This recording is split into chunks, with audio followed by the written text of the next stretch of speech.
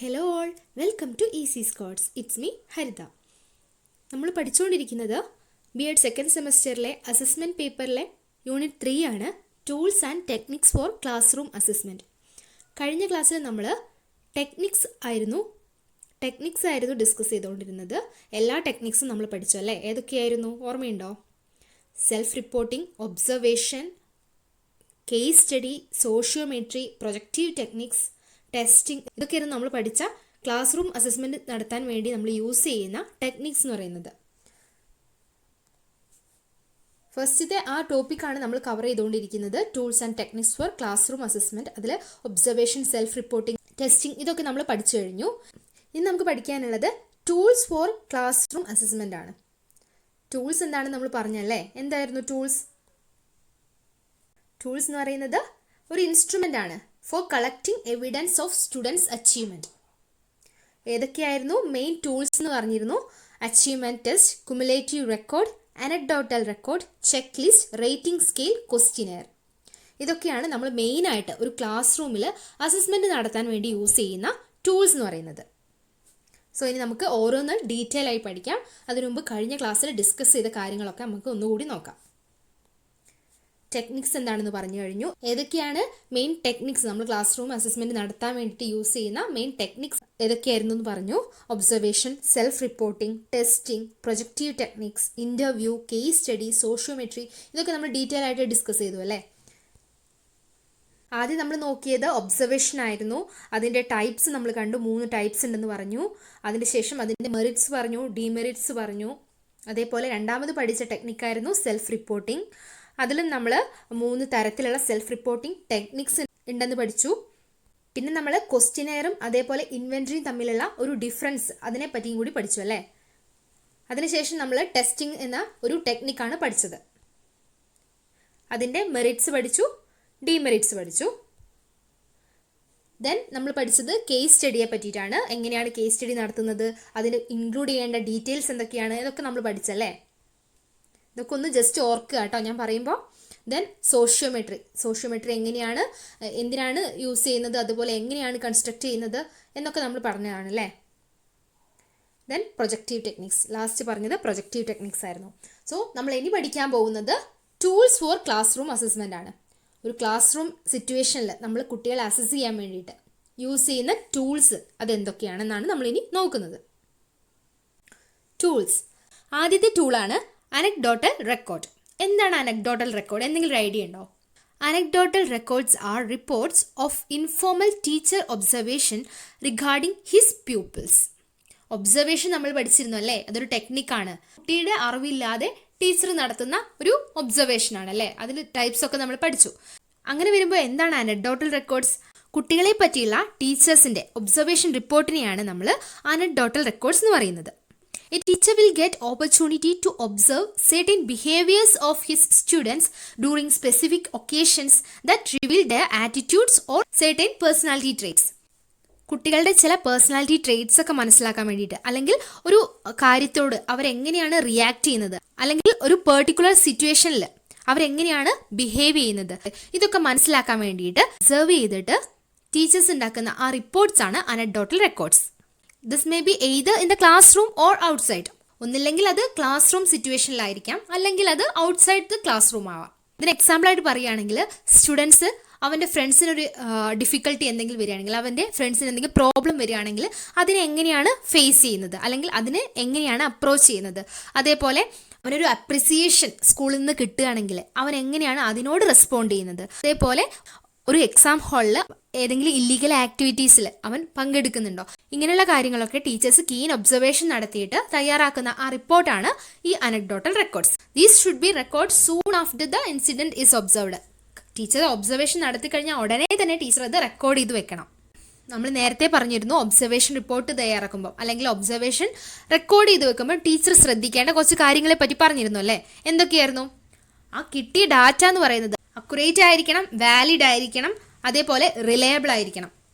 അതേപോലെ ടീച്ചർ ഈ കാര്യങ്ങൾ റെക്കോർഡ് ചെയ്ത് വെക്കേണ്ടത് ഒബ്ജക്റ്റീവ്ലി ആണ്. It should have 2 columns, one for the description of the incident and the other for the interpretation of the incident. 2 കോളായിട്ടാണ് teacher ഈ കാര്യങ്ങളൊക്കെ റെക്കോർഡ് ചെയ്ത് വെക്കുന്നത്. ഒരു കോളത്തിൽ എന്താണ് ആ നടന്ന ഇൻസിഡൻറ്റ്, അതിനെ പറ്റിയിട്ട് ടീച്ചർ ഒന്ന് ഡിസ്ക്രിപ്റ്റീവായിട്ട് എഴുതി വെക്കും. ആ നടന്ന സിറ്റുവേഷൻ എന്തായിരുന്നു, അവിടെ കുട്ടിയുടെ ബിഹേവിയർ എങ്ങനെയുള്ളതായിരുന്നു, അതാണ് ആദ്യത്തെ കോളത്തിൽ ടീച്ചർ വിവരിക്കുന്നത്. രണ്ടാമത്തെ കോളത്തിൽ എന്താണ് ഇതിനെ പറ്റിയിട്ടുള്ള ടീച്ചറുടെ ഇൻ്റർപ്രിട്ടേഷൻ, അതാണ് അവിടെ റെക്കോർഡ് ചെയ്ത് വെക്കേണ്ടത്. എങ്ങനെയാണ് ഈ അനക്ഡോട്ടൽ റെക്കോർഡ്സ് നമുക്കൊരു ക്ലാസ് റൂം അസസ്മെൻറ്റ് നടത്താൻ വേണ്ടിയിട്ട് യൂസ് ചെയ്യാൻ പറ്റുക, അല്ലെങ്കിൽ ഇതിൻ്റെ ഒരു പ്രയോജനം എന്താണ്? This will help the teacher in evaluating A student from the point of view of his personality. അവൻ്റെ പേഴ്സണാലിറ്റിയെ വെച്ച് ടീച്ചർക്ക് ഓരോ കുട്ടിയെയും ഇവാലുവേറ്റ് ചെയ്യാൻ വേണ്ടിയിട്ട് ഈ ഒരു ടൂളിലൂടെ സാധിക്കും. ചിലപ്പോൾ അത് ഇൻസൈഡ് ദ ക്ലാസ് റൂം ആവാം, അല്ലെങ്കിൽ ഔട്ട്സൈഡ് ദ ക്ലാസ് റൂം ആവാം. ഓരോ സ്പെസിഫിക് സിറ്റുവേഷൻസിൽ, ഓരോ പെർട്ടിക്കുലർ ഇൻസിഡൻസിൽ കുട്ടിയുടെ ബിഹേവിയർ, ആറ്റിറ്റ്യൂഡ്, ഇതൊക്കെ ടീച്ചർ കീനായിട്ട് ഒബ്സർവ് ചെയ്തിട്ട് അത് റെക്കോർഡ് ചെയ്ത് വെക്കുന്ന, അതിനെയാണ് നമ്മൾ അനക്ഡോട്ടൽ റെക്കോർഡ്സ് എന്ന് പറയുന്നത്. എങ്ങനെയാണ് നമുക്ക് ഒരു അനക്ഡോട്ടൽ റെക്കോർഡ് തയ്യാറാക്കാൻ പറ്റുക? അതിനൊരു എക്സാമ്പിളാണ്, ഇങ്ങനെയായിരിക്കും നമുക്ക് എഴുതാൻ പറ്റുക. Name of the student, class, division and name of the school. ഏത് ഡേറ്റിലാണ് ടീച്ചർ ഒബ്സർവേഷൻ നടത്തുന്നത്, അതേപോലെ പ്ലേസ് ഏതാണ്, ഏത് പ്ലേസിലാണ് ഈ കാര്യം നടക്കുന്നത്. Then name of the observer, അതായത് ടീച്ചർ ആയിരിക്കും. ടീച്ചർ ആ പെർട്ടിക്കുലർ ഇൻസിഡൻറ്റ് ഒബ്സർവ് ചെയ്യുന്ന, റെക്കോർഡ് ചെയ്യുന്ന ആളാണ് ആ ഒബ്സർവർ. ദെൻ ഇൻസിഡൻറ്റ് നമ്പർ 1, എന്താണ് ആ നടന്ന ഇൻസിഡൻറ്റ്, അത് ഡിസ്ക്രിപ്റ്റീവായിട്ട് ടീച്ചർ എഴുതി വെക്കും. ടീച്ചറുടെ ഇൻ്റർപ്രിട്ടേഷൻസും അടുത്തതായിട്ട് എഴുതി വെക്കും. Last recommendations. ഇതാണ് ഒരു അനക്ഡോട്ടൽ റെക്കോർഡിൻ്റെ എക്സാമ്പിൾ അല്ലെങ്കിൽ ഫോമാറ്റ് എന്ന് പറയുന്നത്. ഫസ്റ്റ് ടൂളാണ് പഠിച്ചത്, അനക്ഡോട്ടൽ റെക്കോർഡ്സ്. ഇതിനും കുറച്ച് മെറിറ്റ്സും ഡിമെറിറ്റ്സും ഒക്കെ ഉണ്ട് കേട്ടോ. എന്തായിരിക്കും merits? Yes, they are very helpful in understanding the child's behaviour in diverse situations. Different സിറ്റുവേഷനിൽ, അല്ലെങ്കിൽ ഏതെങ്കിലും ഒരു പെർട്ടിക്കുലർ സിറ്റുവേഷനിൽ ആ കുട്ടിയുടെ ബിഹേവിയർ, അല്ലെങ്കിൽ ആ കുട്ടിയുടെ ഹിഡൻ പേഴ്സണാലിറ്റി ട്രേറ്റ്സ് പുറത്തു കൊണ്ടുവരാൻ വേണ്ടിയിട്ട്, അല്ലെങ്കിൽ ടീച്ചർക്ക് അത് മനസ്സിലാക്കാൻ വേണ്ടി ഹെൽപ്പ് ചെയ്യുന്ന ഒരു ടൂളാണ് anecdotal records. Then they provide data for pupils to use in self-appraisal. ഒരു സെൽഫ് അപ്രൈസലിന് അല്ലെങ്കിൽ സെൽഫ് അണ്ടർസ്റ്റാൻഡിങ്ങിന് വേണ്ടിയിട്ട് കുട്ടികളെ ഈ ഡാറ്റ ഹെൽപ്പ് ചെയ്യും. A new teacher may use these records and acquaint himself with the students. ഒരു ക്ലാസ് ടീച്ചർക്ക് പെട്ടെന്ന് ലീവിൽ പോകേണ്ട സാഹചര്യം വരിക, അതേപോലെ ഒരു പുതിയ ടീച്ചർ ആ ക്ലാസ്സിലേക്ക് കടന്നു വരികയാണെങ്കിൽ എല്ലാ കുട്ടികളെ പറ്റിയിട്ടും ടീച്ചർക്ക് ധാരണയുണ്ടാവില്ല അല്ലേ. ടീച്ചർക്ക് മനസ്സിലായി വരാൻ കുറച്ച് സമയം വേണ്ടി വരും. പക്ഷേ ഈ സമയത്ത് ഇങ്ങനെയുള്ള റെക്കോർഡ്സ് ഒക്കെ ഉണ്ടെങ്കിൽ, അനക്ഡോട്ടൽ റെക്കോർഡ്സ് പോലെയുള്ള ടൂൾസ് ഒക്കെ മുമ്പേയുള്ള ടീച്ചർ സൂക്ഷിച്ചു വെച്ചിട്ടുണ്ടെങ്കിൽ ഈ ടീച്ചർക്ക് ഓരോ കുട്ടിയെ പറ്റിയിട്ടും മനസ്സിലാക്കാൻ വേണ്ടിയിട്ട് ഇത് ഹെൽപ്ഫുൾ ആയിരിക്കും. They provide a continuous record. It's a continuous record. ഇത് തുടർന്ന് പോകുന്നതല്ലേ, ഓരോ പെർട്ടിക്കുലർ സിറ്റുവേഷനിലും ടീച്ചർ ഇത് റെക്കോർഡ് ചെയ്ത് വെക്കുന്നുണ്ട്. So it's a continuous record. എന്തൊക്കെയാണ് demerits? A careless recording of behaviour will harm than good. Careless ആയിട്ടാണ് ടീച്ചർ ഈ ഒരു ഒബ്സർവേഷൻ നടത്തുന്നത്, അല്ലെങ്കിൽ ഈ കാര്യങ്ങൾ കിട്ടിയ ഡാറ്റാസ് ഒക്കെ റെക്കോർഡ് ചെയ്ത് വെക്കുന്നത് എങ്കിൽ എന്തെങ്കിലും പ്രയോജനം ഉണ്ടോ? അത് നല്ലതിനേക്കാൾ ഉപരി ഒരു ചീത്തത്തിലേക്കായിരിക്കും വഴി വെക്കുക അല്ലേ. സോ അതൊരു ഡിമെറിറ്റ് ആണ്. When the observer project his own feelings then the record will useless. ടീച്ചറുടെ ആ ഒരു പ്രെജുഡൈസ് മൈൻഡോടുകൂടി, അല്ലെങ്കിൽ ടീച്ചർക്ക് ഇഷ്ടമുള്ള രീതിയിൽ ടീച്ചറുടെ ഫീലിങ്സിനനുസരിച്ചാണ് ആ ഒബ്സർവേഷൻ റെക്കോർഡ് ചെയ്ത് വെക്കുന്നുണ്ടെങ്കിൽ ഈ ഒരു റെക്കോർഡ് കൊണ്ട് എന്തെങ്കിലും കാര്യമുണ്ടോ? ഇല്ല അല്ലേ. ഇത് നമുക്ക് ഇതിൻ്റെ ഒരു ഡിമെറിറ്റ് ആയിട്ട് പറയാം. Many useful details of incident may be left unrecorded due to the time lapse between the incident and recording. Teacher കാര്യങ്ങളൊക്കെ ഒബ്സർവേഷൻ നടത്തി മനസ്സിലാക്കി വെച്ചു, അതിനുശേഷം റെക്കോർഡ് ചെയ്യാൻ വേണ്ടിയിട്ട് കുറേ സമയം എടുക്കുകയാണെങ്കിൽ കുറേ കാര്യങ്ങളൊക്കെ വിട്ടുപോകും അല്ലേ. ഇതും ഇതിൻ്റെ ഒരു ഡിമെറിറ്റ് ആയിട്ട് നമുക്ക് പറയാം. സോ ഇതൊക്കെയാണ് ഫസ്റ്റത്തെ ടൂളിനെ പറ്റി പറയാനുള്ളത്. ഒരു ക്ലാസ് റൂം അസസ്മെൻറ്റ് നടത്തുമ്പോൾ നമുക്ക് പ്രയോജനമാകുന്ന കാര്യങ്ങളാണ് കേട്ടോ ഇതൊക്കെ. സോ ഒരു ക്ലാസ് റൂം അസസ്മെൻറ്റ് നടത്താൻ വേണ്ടിയിട്ട്, സ്റ്റുഡൻസിൻ്റെ അച്ചീവ്മെൻറ്റ് മനസ്സിലാക്കാൻ വേണ്ടിയിട്ട്, അല്ലെങ്കിൽ ഓരോ സ്റ്റുഡൻറ്റിൻ്റെ ഡെവലപ്മെൻറ്റ്, അല്ലെങ്കിൽ ആ സ്റ്റുഡൻറ്റിനെ പറ്റി മനസ്സിലാക്കാൻ വേണ്ടിയിട്ട് നമ്മൾ യൂസ് ചെയ്യുന്ന ടൂൾസാണ് ഡിസ്കസ് ചെയ്യുന്നത്. ഫസ്റ്റ് ടൂളാണ് നമ്മൾ പഠിച്ചത്, അനക്ഡോട്ടൽ റെക്കോർഡ്സ്. അതിൻ്റെ മെറിറ്റ്സ് പറഞ്ഞു, ഡിമെറിറ്റ്സ് പറഞ്ഞു. ഇനി നമുക്ക് രണ്ടാമത്തെ ടൂൾ പഠിക്കാം. രണ്ടാമത്തെ ടൂളാണ് checklist. The checklist is a simple laundry list type of device consisting of a prepared list of items. മുൻകൂട്ടി പ്രിപ്പയർ ചെയ്ത് വെച്ചിട്ടുള്ള കുറച്ച് ക്വസ്റ്റ്യൻസ് അല്ലെങ്കിൽ സ്റ്റേറ്റ്മെൻറ്റ്സ് ആയിരിക്കും നമ്മൾ ഈ ഒരു ചെക്ക് ലിസ്റ്റ് മെത്തേഡിൽ ഡിവൈസിൽ യൂസ് ചെയ്യുന്നത്. അത് സിസ്റ്റമാറ്റിക് ആയിട്ട് നമ്മൾ അറേഞ്ച് ചെയ്ത് വെക്കും. അങ്ങനെയുള്ള ഒരു laundry list type of device ആണ് ചെക്ക് ലിസ്റ്റ് എന്ന് പറയുന്നത്. It is easy to construct and easy to use. Construct ചെയ്യാനും ഈസിയാണ്, അതേപോലെ യൂസ് ചെയ്യാനും നമുക്ക് ഈസി ആയിട്ടുള്ള ഒരു ടൂളാണ് ചെക്ക് ലിസ്റ്റ് എന്ന് പറയുന്നത്. This tool has the advantage of systematizing and facilitating the recording of observations and of helping to assure the consideration of all important aspects of the object or action observed.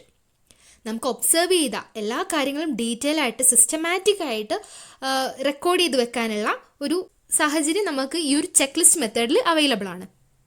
The result can be recorded by putting tick mark against the item. എങ്ങനെയാണ് നമ്മൾ ഈ കിട്ടിയ ഡാറ്റാസൊക്കെ അല്ലെങ്കിൽ റിസൾട്ട്സൊക്കെ record ചെയ്ത് വെക്കുന്നത്? അത് tick mark, respondent tick mark ഇടുന്നതിലൂടെയാണ് ആ റിസൾട്ടൊക്കെ നമ്മൾ റെക്കോർഡ് ചെയ്ത് വെക്കുന്നത്. നമുക്ക് പല തരത്തിൽ ഈ ഒരു ചെക്ക് ലിസ്റ്റ് എന്ന് പറയുന്ന ഈ ടൂൾ ഉപയോഗിച്ച് നമുക്ക് പലതരത്തിൽ പല ഐറ്റംസിലൂടെ നമുക്ക് സെവറൽ വേസിലൂടെ നമുക്ക് ഈ ഒരു മെത്തേഡ് യൂസ് ചെയ്യാവുന്നതാണ്. Hampher and Kempher have suggested 4 types of items. നമുക്ക് ചെക്ക് ലിസ്റ്റിൽ യൂസ് ചെയ്യാൻ പറ്റിയ ഒരു 4 ഐറ്റത്തിനെ പറ്റിയിട്ട് ഹാംഫർ ആൻഡ് കെംഫർ എന്ന് അവർ സജസ്റ്റ് ചെയ്തിട്ടുണ്ട്. അത് ഏതൊക്കെയാണെന്ന് നോക്കാം. First item, those item for which respondent put tick mark. നമ്മൾ കുറച്ച് ഐറ്റംസ് കൊടുക്കും, അതിൽ റെസ്പോണ്ടൻ്റ് ആണ് ടിക്ക് മാർക്ക് ഇടേണ്ടത്. അങ്ങനെയാണ് അതിൽ നമുക്ക് ഒരു റിസൾട്ട് അവൈലബിൾ ഡാറ്റ കിട്ടുന്നത്. സോ സ്പോർട്സ്, അതായത് എക്സാമ്പിൾ പറയുകയാണെങ്കിൽ put a tick mark against programs are arranged in your school. നമ്മൾ ഇങ്ങനെ ഒരു ഡാറ്റ കിട്ടാൻ വേണ്ടിയിട്ടുള്ള ഒരു ക്വസ്റ്റ്യൻ ആണ് കൊടുക്കുന്നത്. അപ്പം നമ്മൾ അതിനനുസരിച്ചിട്ടുള്ള അവർക്കുള്ള ചോയ്സ് കൂടി കൊടുത്തിട്ടുണ്ട്. Sports, gardening, scouting. അപ്പം അതിനനുസരിച്ചുള്ള അവരുടെ സ്കൂളിൽ കണ്ടക്ട് ചെയ്യുന്ന പ്രോഗ്രാം ഏതാണ് അത് നോക്കിയിട്ട് അവർക്ക് തന്നെ അതിൽ റിസൾട്ട് ടിക്ക് മാർക്ക് രൂപത്തിൽ ഇടാവുന്നതാണ്. ഇതാണ് ഫസ്റ്റത്തെ ഐറ്റം എന്ന് പറയുന്നത്. രണ്ടാമത്തെ ഐറ്റമാണ് items whose answer to be recorded encircling the yes or no. Yes or നോയിൽ, അതായത് കൊടുത്തിട്ടുള്ള ഓപ്ഷനിൽ തന്നെ കൊടുത്തിട്ടുണ്ടാകും യെസ് ഓർ നോ, ഏത് വേണമെങ്കിലും അവർക്ക് എൻസർക്കിൾ ചെയ്യാം. എക്സാമ്പിൾ പറയുകയാണെങ്കിൽ ആൻസർ ബൈ പുട്ടിംഗ് ബ്രാക്കറ്റ് ഇടുക, അല്ലെങ്കിൽ എൻസർക്കിൾ ചെയ്യുക യെസ് ഓർ നോ. അവരുടെ സ്കൂൾ നേരത്തെ എടുത്ത ആ ഒരു ക്വസ്റ്റ്യൻ തന്നെ നമുക്ക് എടുക്കാം. സ്പോർട്സ് ആണോ, ഏത് പ്രോഗ്രാംസ് ആണ് അവരുടെ സ്കൂളിൽ കണ്ടക്ട് ചെയ്യുന്നത്, അതിന് നേരെ അവർക്ക് ആ ഒരു യെസ് ഓർ നോ അനുസരിച്ച് അവർക്ക് അതിൽ അവരുടെ ആൻസർ എൻസർക്കിൾ ചെയ്യാവുന്നതാണ്. മൂന്നാമത്തെ ഐറ്റമാണ് questions are in the form of statements and answered by putting tick mark. ഇവിടെയും റെസ്പോണ്ടൻറ്റ് ടിക്ക് മാർക്ക് ചെയ്തിട്ടാണ് റെസ്പോണ്ട് ചെയ്യുന്നത്. Teachers behave sympathetically with students. Yes ആണെങ്കിൽ അവർക്ക് ടിക്ക് ചെയ്യാം. Then morning prayer is done in your school. Yes ആണെങ്കിൽ tick ചെയ്യാം. അങ്ങനെ statement രൂപത്തിൽ ആൻസർ കിട്ടാവുന്ന തരത്തിലുള്ള ക്വസ്റ്റ്യൻസ് അല്ലെങ്കിൽ ലിസ്റ്റ് ഓഫ് ഐറ്റംസ് ആണ് ഈ ഒരു മെത്തേഡിൽ ഫോളോ ചെയ്യുക. നാലാമത്തെ ഐറ്റം അവർ സജസ്റ്റ് ചെയ്തിട്ടുള്ളത് items are multi alternative. Respondent have to mark the correct alternative. റെസ്പോണ്ടൻറ്റിന് നമ്മളിവിടെ ഒരു ചോദ്യം ചോദിക്കുന്നതിലൂടെ നമ്മൾ തന്നെ ഒരു ആൾട്ടർനേറ്റീവ്സ് അവിടെ മൾട്ടിപ്പിൾ ആൾട്ടർനേറ്റീവ് കൊടുക്കുകയാണ്. അവർക്ക് തന്നെ അത് ചൂസ് ചെയ്യാം. Students use laboratory. സോ അവർക്ക് തന്നെ അത് ചൂസ് ചെയ്യാവുന്നതാണ്. ആ കറക്റ്റ് ആൻസർ ആണ്. വൺസ് ഇൻ എ വീക്ക് ആണോ, അല്ലെങ്കിൽ ട്വൈസ് ഇൻ എ വീക്ക് ആണോ, എവറി 3rd ഡേ, അല്ലെങ്കിൽ 4 ടൈംസ് ഇൻ എ വീക്ക്, അതിൽ ഏതാണെന്ന് വെച്ചാൽ അവർക്ക് തന്നെ ചൂസ് ചെയ്യാം. ഇതാണ് ചെക്ക് ലിസ്റ്റ് മെത്തേഡിൽ ഹാംഫർ ആൻഡ് കെംഫർ സജസ്റ്റ് ചെയ്തിട്ടുള്ള 4 ടൈപ്സ് ഓഫ് ചെക്ക് ലിസ്റ്റ് എന്ന് പറയുന്നത്. ഇത്രയാണ് ചെക്ക് ലിസ്റ്റിൽ പറയാനുള്ളത്. അടുത്ത ഒരു ടൂളിലേക്ക് പോവുകയാണ് നമ്മൾ. Rating scale. മൂന്നാമത്തെ ടൂളാണ് റേറ്റിംഗ് സ്കെയിൽ. എന്താണ് റേറ്റിംഗ് എന്നതുകൊണ്ട് ഉദ്ദേശിക്കുന്നത്? Yes, it means the judgement of one person by another. ഒരാളെപ്പറ്റി മറ്റൊരാൾ ജഡ്ജ്മെൻറ്റ് ചെയ്യുക, അതിനെയാണ് റേറ്റിംഗ് എന്നതുകൊണ്ട് നമ്മൾ മീൻ ചെയ്യുന്നത്. ഒരു എക്സാമ്പിൾ പറയുകയാണെങ്കിൽ നമ്മൾ തന്നെ റേറ്റിംഗ് കൊടുക്കാറുണ്ടല്ലേ. നമ്മൾ പല ഓൺലൈൻ സൈറ്റ്സിൽ നിന്നൊക്കെ സാധനങ്ങൾ വാങ്ങാറുള്ളതാണല്ലേ. നമ്മൾ തന്നെ അവിടെ റേറ്റിംഗും കൊടുക്കും ആ ഓരോ പ്രൊഡക്റ്റിന്, അല്ലെങ്കിൽ ഓരോ സാധനത്തിന്, നമ്മൾ മേടിച്ച സാധനത്തിന് അപ്രോപ്രിയേറ്റ് ആയിട്ടുള്ള റേറ്റിംഗ് നമ്മൾ തന്നെ ചെയ്യാറുണ്ടല്ലേ. So rating means the judgement of one person by another. Modified version of checklist എന്നും കൂടി നമുക്കിതിനെ പറയാം. Here an object is judged in absolute terms against certain specified criteria. ചില സ്പെസിഫൈഡ് ക്രൈറ്റീരിയാസ് നോക്കിയിട്ട് ഒരു ഒബ്ജക്റ്റിനെ അതിൻ്റെ അബ്സല്യൂട്ട് വാല്യൂസ് കൊടുത്ത്, അല്ലെങ്കിൽ അബ്സല്യൂട്ട് ടേംസ് യൂസ് ചെയ്തുകൊണ്ട് അതിന് റേറ്റിംഗ് കൊടുക്കുന്ന ആ ഒരു മെത്തേഡാണ് റേറ്റിംഗ് സ്കെയിലുള്ളത്. A rating scale is a method by which we systematise the expression of opinion concerning a trait. ആ പെർട്ടിക്കുലർ ട്രേറ്റിന് വേണ്ടിയിട്ട് നമ്മൾ റേറ്റ് ചെയ്യാണ്. It is used to judge the properties of objects without reference to other similar objects. Rating may be in such forms as good, average, poor, above average, average, below average. ഇങ്ങനെയുള്ള specific ആയിട്ടുള്ള terms use ചെയ്തുകൊണ്ടാണ് നമ്മളിവിടെ ഒരു ഒബ്ജക്റ്റിനെ rate ചെയ്യുന്നത്. നമ്മൾ പറഞ്ഞല്ലേ rating scale എന്ന് പറയുന്നത് ഒരു ചെക്ക് ലിസ്റ്റിൻ്റെ ഒരു മോഡിഫൈഡ് വേർഷൻ ആണെന്ന് പറഞ്ഞല്ലേ. ചെക്ക് ലിസ്റ്റിൽ എന്താ നടക്കുന്നത്? Simply record the presence of a particular variable. ആ പെർട്ടിക്കുലർ വേരിയബിളിന്റെ പ്രസൻസ് നമ്മൾ റെക്കോർഡ് ചെയ്ത് വെക്കുന്നതേ ഉള്ളൂ. അവിടെ നമുക്ക് ആ വേരിയബിൾ എത്രത്തോളം ഉണ്ട് എന്ന് നമുക്ക് എക്സ്പ്രസ് ചെയ്യാൻ വേണ്ടിയിട്ട് ഒരു ഓപ്ഷൻ ഇല്ല. അതവിടെ ഉണ്ടോ ഇല്ലയോ, അല്ലെങ്കിൽ അതിൻ്റെ ഒരു പ്രസൻസ് മാത്രം റെക്കോർഡ് ചെയ്തു വെക്കാനുള്ള ഒരു പ്രൊവിഷൻ മാത്രമേ നമുക്ക് ചെക്ക് ലിസ്റ്റിൽ ലഭിക്കുന്നുള്ളൂ. പക്ഷേ റേറ്റിംഗ് സ്കെയിലിൽ എന്താ നടക്കുന്നത്? Each trait can be scored on any number of convenient points. ഓരോ കൺവീനിയൻറ്റ് പോയിന്റ്സ് കൊടുത്ത് അല്ലെങ്കിൽ ഓരോ പെർട്ടിക്കുലർ ട്രേറ്റിന് നമ്മൾ അതിനനുസരിച്ചിട്ടുള്ള ടേംസ് യൂസ് ചെയ്തുകൊണ്ട് റേറ്റ് ചെയ്യാണ്. ഇവിടെ നമ്മൾ റേറ്റ് ചെയ്യുമ്പം ഓരോ ലെവൽസ് ആയിട്ടായിരിക്കും നമ്മൾ ആ ഒരു ഒബ്ജക്റ്റിനെ റേറ്റ് ചെയ്യുന്നത്. ഒരു റേറ്റിങ്ങിനനുസരിച്ച് നമുക്ക് ആ ഒരു റേറ്റിംഗ് സ്കെയിലിൽ മാറ്റം വരുത്താൻ വേണ്ടി പറ്റും. സോ ഇതൊക്കെയാണ് ഒരു റേറ്റിംഗ് സ്കെയിലിനെ പറ്റി പറയാനുള്ളത്. ടൈപ്സ് ഓഫ് റേറ്റിംഗ് സ്കെയിൽ, എത്ര തരത്തിലുള്ള റേറ്റിംഗ് സ്കെയിൽ ഉണ്ട് നമുക്ക് നോക്കാം. Numeric rating scale, descriptive rating scale, graphic rating scale, percentage group scale. 4 തരത്തിലുള്ള റേറ്റിംഗ് സ്കെയിൽ നമുക്ക് അവൈലബിൾ ആണ്. സോ നമുക്ക് ഓരോന്നും നോക്കാം. ന്യൂമെറിക് റേറ്റിംഗ് സ്കെയിൽ, പേര് പറയുന്നത് പോലെ തന്നെ numbers are assign to each trait. ഓരോ ട്രേറ്റിനും ഓരോ നമ്പർ കൊടുത്തിട്ടാണ് നമ്മളിവിടെ റേറ്റ് ചെയ്യുന്നത്. Each number describes 1 characteristics of the behavior. The numbers on 5-point or 7-point scales are provided with bipolar adjective at both ends. നമുക്കറിയാം ഇങ്ങനെയാണ്. ഇപ്പോൾ ഇതൊരു 5-point റേറ്റിംഗ് സ്കെയിലാണ് ഞാനിവിടെ ഒരു എക്സാമ്പിൾ ആയിട്ട് കൊടുത്തിട്ടുള്ളത്. 5-point റേറ്റിംഗ് സ്കെയിൽ ആകുമ്പം 5 നിന്ന് തുടങ്ങി 1 വരെ അവസാനിക്കുന്നതായിരിക്കും. സോ 5 ആയിരിക്കും ഏറ്റവും ടോപ്പസ്റ്റ് എന്ന് പറയുന്നത്. അവിടെ ഞാൻ ഔട്ട്സ്റ്റാൻഡിംഗ് ആണ് കൊടുത്തിട്ടുള്ളത്. 4 എന്ന് പറയുമ്പോൾ കുറച്ചുകൂടി എബവ് ആവറേജ് ആവും, 3 ആവറേജ് ആവും, 2 എന്ന് പറയുന്നത് ബിലോ ആവറേജ് ആവും, ലാസ്റ്റ് ഫൈനൽ 1 എന്ന് പറയുന്നത് അൺസാറ്റിസ്ഫാക്ടറി. ഇങ്ങനെയാണ് നമ്മുടെ ഒരു റേറ്റിംഗ് സ്കെയിൽ ഉണ്ടാവുന്നത്. 7-point സ്കെയിലിൽ 7 ആയിരിക്കും മാക്സിമം എന്ന് പറയുന്നത്. സോ ഇങ്ങനെയാണ് ഒരു ന്യൂമെറിക് റേറ്റിംഗ് സ്കെയിൽ ഉണ്ടാവുന്നത്. രണ്ടാമത്തേതാണ് descriptive rating scale. The rater puts a tick mark in the space provided before the characteristics or trait which is described in words or phrase. ഇവിടെ നമ്മൾ ഡിസ്ക്രിപ്റ്റീവ് ആണ് rating എന്ന് പറയുന്നത്. നമ്മൾ ഡിസ്ക്രിപ്റ്റീവ് ആയിട്ട് ആ ഒരു റേറ്റിംഗ് സ്കെയിൽ കൊടുക്കും. സോ അതിനനുസരിച്ച് ആ റെസ്പോണ്ടന്റിന് ടിക്ക് മാർക്ക് ഇട്ടുകൊണ്ട് റെസ്പോണ്ട് ചെയ്യാവുന്നതാണ്. ഞാനിവിടെ ഒരു എക്സാമ്പിൾ കൊടുത്തിട്ടുണ്ട്. ഇത് ഒരു ഡിസ്ക്രിപ്റ്റീവ് റേറ്റിംഗ് സ്കെയിലിന് ഉദാഹരണമാണ്. സോ നമ്മളിവിടെ ഒരു ക്വസ്റ്റ്യൻ ചോദിക്കുകയാണ്. ഒരു കുട്ടി ക്ലാസ്സിൽ ഒരു പ്രോഗ്രാമിന് എത്രത്തോളം പാർട്ടിസിപ്പേറ്റ് ചെയ്യുന്നുണ്ട് എന്ന് നമ്മളൊരു ക്വസ്റ്റ്യൻ ചോദിക്കുകയാണെങ്കിൽ നമുക്ക് ഡിസ്ക്രിപ്റ്റീവ് റേറ്റിംഗ് സ്കെയിൽ എങ്ങനെ അളക്കാം? ഇങ്ങനെയാണ് ഉണ്ടാവുക. ഒരു റേറ്റിംഗ് സ്കെയിൽ വെച്ചിട്ട് നമുക്ക് കൃത്യമായിട്ട് ആ കുട്ടിയെ റേറ്റ് ചെയ്യാവുന്നതാണ്. Never participate or participate as much as other group members, then participates more than any other group members. ഇങ്ങനെ നമുക്ക് ആ പെർട്ടിക്കുലർ കുട്ടിയെ ആ ഒരു പെർട്ടിക്കുലർ കാര്യത്തിൽ വേണ്ടിയിട്ട് റേറ്റ് ചെയ്യാവുന്നതാണ്. ഇതാണ് ഡിസ്ക്രിപ്റ്റീവ് റേറ്റിംഗ് സ്കെയിൽ എന്ന് പറയുന്നത്. മൂന്നാമത്തേതാണ് graphic rating scale. The traits or behaviour that are important for effective performance are listed out and is rated against these traits. So എന്താണ് നമ്മളിവിടെ റേറ്റ് ചെയ്യുന്നത്? നമുക്കറിയാം ഒരു എഫക്റ്റീവ് പെർഫോമൻസിന് ആവശ്യമായിട്ടുള്ള കുറച്ച് ട്രേറ്റ് അല്ലെങ്കിൽ കുറച്ച് പെർട്ടിക്കുലർ ബിഹേവിയേഴ്സ് ഉണ്ടല്ലേ. സോ ഇങ്ങനെയുള്ള ഇമ്പോർട്ടൻ്റ് ആയിട്ടുള്ള ട്രേറ്റ് അതേപോലെ ബിഹേവിയേഴ്സ് നമ്മൾ ഇവിടെ ലിസ്റ്റ് ചെയ്തിട്ട് അതിനെയാണ് നമ്മളിവിടെ റേറ്റ് ചെയ്യുന്നത്. എക്സാമ്പിൾ പറയുകയാണെങ്കിൽ നമ്മുടെ കുറച്ച് പെർട്ടിക്കുലർ ഇമ്പോർട്ടൻ്റ് ആയിട്ടുള്ള ബിഹേവിയേഴ്സ് ആണ് quality of work, team work, sense of responsibility, ethics എന്നൊക്കെ പറയുന്നത്. സോ ഇതൊക്കെ നമ്മൾ റേറ്റ് ചെയ്യാണ് ഈ ഗ്രാഫിക് റേറ്റിംഗ് സ്കെയിലിലൂടെ. നമ്മുടെ ഒരു എഫക്റ്റീവ് ആയിട്ടുള്ള പെർഫോമൻസിന് ആവശ്യമായിട്ടുള്ള ട്രേറ്റ്സിനെയും അല്ലെങ്കിൽ ബിഹേവിയേഴ്സിനെയാണ് നമ്മളിവിടെ റേറ്റ് ചെയ്യുന്നത്. അതുകൊണ്ടാണ് ഇതിനെ ബിഹേവിയറൽ സ്റ്റേറ്റ്മെൻറ്റ് സ്കെയിൽ എന്നുകൂടി വിളിക്കുന്നത്. സോ ഇവിടെ നമ്മൾ ഒരു കാര്യത്തിനെ പറ്റിയിട്ട് കൃത്യമായിട്ടുള്ള ഒരു അറിവ് അത് ആ ഒരു കാര്യത്തിനെ പറ്റിയിട്ട് കിട്ടാൻ വേണ്ടിയിട്ടാണ് നമ്മളിവിടെ റേറ്റ് ചെയ്യുന്നത്. ഒരു പ്രൊഡക്റ്റിനെ പറ്റി നമ്മൾ ഒരാളോട് ചോദിക്കുകയാണ്. അയാളുടെ ആ ഒരു കൃത്യമായിട്ടുള്ള കാര്യമായിരിക്കും അല്ലേ അയാൾ പറയുന്നത്. So how much do you like the product? ഇങ്ങനെയാണ് നമ്മൾ ഗ്രാഫിക് റേറ്റിംഗ് സ്കെയിലിൽ കൊടുക്കുക. Like very much or like somewhat, neutral, dislike somewhat or dislike very much. ഇങ്ങനെയാണ് നമുക്ക് കൊടുക്കുക. സോ ആ റെസ്പോണ്ടന്റിന് കൃത്യമായിട്ട് ടിക്ക് മാർക്ക് യൂസ് ചെയ്തുകൊണ്ട് ഇതിൽ റെസ്പോണ്ട് ചെയ്യാവുന്നതാണ്. നാലാമത്തെ റേറ്റിംഗ് സ്കെയിലാണ് പെർസെൻറ്റേജ് ഗ്രൂപ്പ് സ്കെയിൽ എന്ന് പറയുന്നത്. The rater is asked to give the percentage of the group that possess the traits on which the individual is rated. So നമ്മളിവിടെ percentage അനുസരിച്ചിട്ടുള്ള rating കൊടുക്കാൻ വേണ്ടിയിട്ടാണ് ആ ഒരു റേറ്ററിനോട് പറയുന്നത്.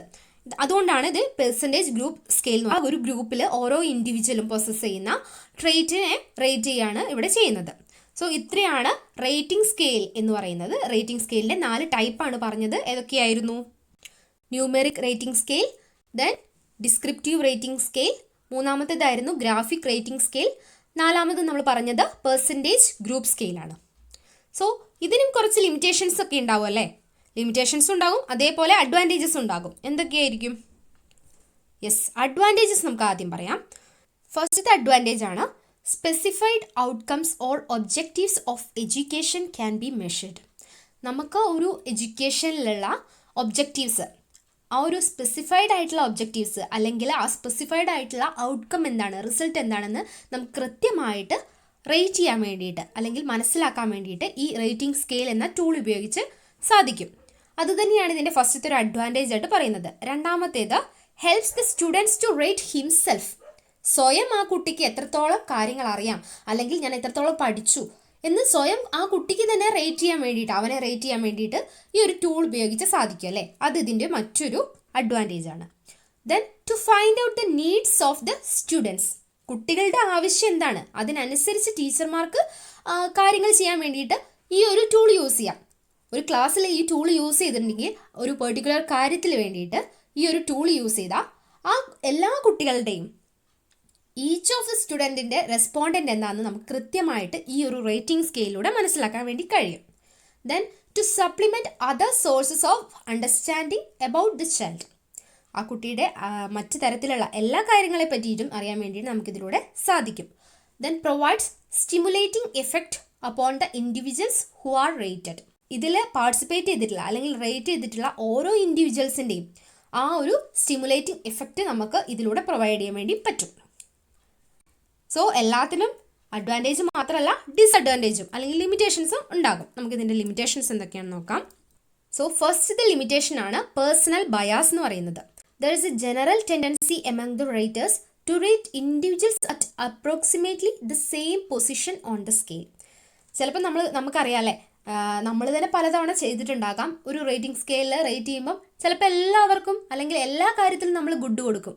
ആവറേജ് ആയിരിക്കാം, ചിലപ്പോൾ അത് പുവറായിരിക്കാം. എങ്കിൽ കൂടി നമ്മൾ കുഴപ്പമില്ല, ഇനിയിപ്പോൾ ഞാൻ ഇങ്ങനെ ചെയ്തു എന്ന് വെച്ചിട്ട് ഒരു പ്രശ്നമാവേണ്ട എന്നുള്ള ഒരു പേഴ്സണൽ ബയാസിൻ്റെ മേലിൽ നമ്മൾ കൃത്യമല്ലാത്ത, അതായത് തെറ്റായ കാര്യം കൂടി നമ്മൾ ഈ ഒരു റേറ്റിംഗ് സ്കെയിൽ ചെയ്യാൻ വേണ്ടിയിട്ട് സാധ്യതയുണ്ടല്ലേ. So some raters tick mark the high end of the scale due to bias. ഞാൻ പറഞ്ഞതുപോലെ തന്നെ ഉള്ളിലൊരു ഭയം ഉള്ളതുകൊണ്ട് എന്തിൻ്റെങ്കിലും പേരിലൊരു ബയാസ് ഉള്ളതുകൊണ്ട് ഒരു ഹൈ എൻഡ് തന്നെ ചൂസ് ചെയ്യാൻ വേണ്ടി ചാൻസ് ഉണ്ടല്ലേ. സോ ആ ഒരു ഹൈ എൻഡ് തന്നെ ഈ പേഴ്സണൽ ബയാസിൻ്റെ പേരിൽ ഒരു ഹൈ എൻഡ് തന്നെ ചൂസ് ചെയ്യുന്ന അല്ലെങ്കിൽ ആ റേറ്റിംഗ് സ്കെയിലിൽ ഹൈ എൻഡ് തന്നെ നോക്കി കൊടുക്കുന്ന ആ ഒരു കാര്യത്തിന്, ആ ഒരു ബയാസിൻ്റെ മേലുള്ള ആ ഒരു കാര്യത്തിനെയാണ് നമ്മൾ ജനറോസിറ്റി എറർ എന്ന് പറയുന്നത്. ജനറോസിറ്റി എറർ എന്ന് പറഞ്ഞാൽ some raters mark the high end of the scale due to bias. അതിനെയാണ് നമ്മൾ ജനറോസിറ്റി എറർ എന്ന് പറയുന്നത്. ദെൻ പക്ഷെ ചിലരെങ്ങനെയാണ്, some raters tend to rate everyone average, അവിടെയല്ല ഇവിടെയല്ല എന്നുള്ള രീതിയിൽ ന്യൂട്രലായിട്ട് ചിലർ ആവറേജ് തന്നെ എല്ലാ കാര്യത്തിലും കൊടുക്കും. അതിനെയാണ് നമ്മൾ സെൻട്രൽ ടെൻഡൻസി എറർ എന്ന് പറയുന്നത്. സോ ഫസ്റ്റത്തെ ലിമിറ്റേഷനാണ് പറയുന്നത്. ഫസ്റ്റത്തെ ലിമിറ്റേഷൻ തന്നെ പേഴ്സണൽ ബയാസ് ആണ്. നമ്മൾ പേഴ്സണൽ ബയാസിൻ്റെ പേരിൽ കൃത്യമല്ലാത്ത രീതിയിലാണ് റേറ്റിംഗ് ചെയ്യുന്നതെങ്കിൽ, ആ റേറ്റിംഗ് സ്കെയില് ഹൈ എൻഡ് തന്നെ ചൂസ് ചെയ്തുകൊണ്ടുള്ള റേറ്റിംഗ് മെത്തേഡാണ് ഫോളോ ചെയ്യുന്നതെങ്കിൽ അതിനെ നമ്മൾ ജനറോസിറ്റി എറർ എന്ന് പറയും. അല്ല, എല്ലാത്തിലും ആവറേജ് ആയിട്ടുള്ള ഒരു സെൻട്രൽ പൊസിഷൻ കീപ്പ് ചെയ്യുന്ന ഒരാളെ നമ്മൾ, അല്ലെങ്കിൽ ആ ഒരു കാര്യത്തിന് നമ്മൾ സെൻട്രൽ ടെൻഡൻസി എറർ എന്ന് പറയും. അതാണ് ഫസ്റ്റത്തെ ഒരു ലിമിറ്റേഷനായിട്ട്, റേറ്റിംഗ് സ്കെയിലിൻ്റെ ലിമിറ്റേഷനായിട്ട് പറയാനുള്ളത്. ദെൻ രണ്ടാമത്തെ ലിമിറ്റേഷനാണ് ഹാലോ എഫക്റ്റ് എന്ന് പറയുന്നത്. ചില സമയങ്ങളിൽ നമ്മൾ ഒരാളെ പറ്റിയിട്ട് റേറ്റ് ചെയ്യുമ്പം നമ്മൾക്ക് അയാളുടെ മേലുള്ള ഒരു ജനറൽ ഇംപ്രഷൻ്റെ മേലിൽ അല്ലെങ്കിൽ ജനറൽ ഇൻഫ്ലുവൻസിൻ്റെ മേളിൽ നമ്മൾ അയാളെ റേറ്റ് ചെയ്യും അല്ലേ. കറക്റ്റായിട്ടുള്ള കാര്യങ്ങളായിരിക്കില്ല ചിലപ്പോൾ നമ്മൾ റേറ്റ് ചെയ്യുന്നത്. അതേപോലെ ഈ റേറ്റർക്ക് ആ റേറ്റ് ചെയ്യുന്ന ഇൻഡിവിജ്വലിനെ എത്രത്തോളം അറിയാം, അല്ലെങ്കിൽ ഫേവറബിൾ ആറ്റിറ്റ്യൂഡാണ് അദ്ദേഹത്തോടെങ്കിൽ നല്ല രീതിയിൽ അയാളുടെ എല്ലാ ട്രേറ്റിനെ പറ്റിയിട്ടും നല്ല രീതിയിൽ റേറ്റ് ചെയ്യും. പക്ഷെ നേരെ തിരിച്ചാണെങ്കിലോ, അയാൾ ഇഷ്ടമല്ലാത്ത ഒരാളാണെങ്കിൽ നമ്മൾ എല്ലാം അയാൾക്ക് പൂർ എന്ന രീതിയിൽ അല്ലെങ്കിൽ ആവറേജ് എന്നുള്ള രീതിയിലായിരിക്കും കൊടുക്കുക അല്ലേ. സോ അങ്ങനെ റേറ്റ് ചെയ്യുന്നവരും ഉണ്ടല്ലേ. സോ അത് ഇതിൻ്റെ ഒരു ലിമിറ്റേഷനാണ്. അതിനെയാണ് നമ്മൾ ഹാലോ എഫക്റ്റ് എന്ന് പറയുന്നത്. മൂന്നാമത്തെ ലിമിറ്റേഷനാണ് ലോജിക്കൽ എറേഴ്സ് എന്ന് പറയുന്നത്. ഒരു ട്രേറ്റിൻ്റെ 2 ക്യാരക്ടറിസ്റ്റിക്സിനെ പറ്റിയിട്ട് ഒരു റേറ്റർ റേറ്റ് ചെയ്യാണ്. അത് മോർ എലൈക്ക് ആവാം അല്ലെങ്കിൽ ഒരു ലെസ് എലൈക്ക് ആവാം. ആ ഒരു രീതിയിലുള്ള ട്രേറ്റിൻ്റെ ക്യാരക്ടറിസ്റ്റിക്സിനെ പറ്റിയിട്ട് ആ ഒരു റേറ്റർ റേറ്റ് ചെയ്യുമ്പോൾ ഒരു ലോജിക്കൽ മിസ്റ്റേക്സ് ആ ഒരു റേറ്റർക്ക് വരികയാണ്. അതായത് ഇത് രണ്ടും ഏകദേശം സിമിലർ ആണ് അല്ലെങ്കിൽ രണ്ടും ഏകദേശം ഒരേപോലെ ഉള്ളതാണെന്ന് തോന്നിയിട്ട് ഒരേപോലെയാണ് റേറ്റ് ചെയ്യുന്നതെങ്കിൽ, അല്ലെങ്കിൽ ഒരു ലോജിക്കലി അവിടെ ഒരു കൺഫ്യൂഷൻ വരികയാണ്, അല്ലെങ്കിൽ അവിടെ ഒരു എറർ സംഭവിക്കുക അല്ലേ. അതിനെയാണ് ലോജിക്കൽ എറേഴ്സ് എന്ന് പറയുന്നത്. നാലാമത്തെ ലിമിറ്റേഷനാണ് proximity error. Sometimes adjacent characteristics of a behaviour tend to intercorrelate with each other. As a result, the rater tends to give both of them same ratings. This error occurs due to the proximity of the two characters. So ഇതൊക്കെയാണ് rating സ്കെയിലിൻ്റെ limitation ആയിട്ട് പറയുന്നത്. So ഇനി നമുക്ക് അടുത്ത ടൂളിലേക്ക് കിടക്കാം. അടുത്ത ടൂളാണ് cumulative record. ഒരു സ്റ്റുഡൻറ്റിനെ പറ്റിയിട്ട് ഒരു തറോ ഇവാലുവേഷൻ നടത്തണമെങ്കിൽ ഒരു ലോങ് പീരീഡ് ഓഫ് ടൈമിൽ ആ കുട്ടിയെ കണ്ടിന്യൂസ്ലി അസസ് ചെയ്തുകൊണ്ടിരിക്കണം. എന്തിൻ്റെയൊക്കെ ബേസിസിലാണ് ഒരു ഇൻഡിവിജ്വലിനെ നമ്മൾ ഇവാലുവേറ്റ് ചെയ്യുന്നത്?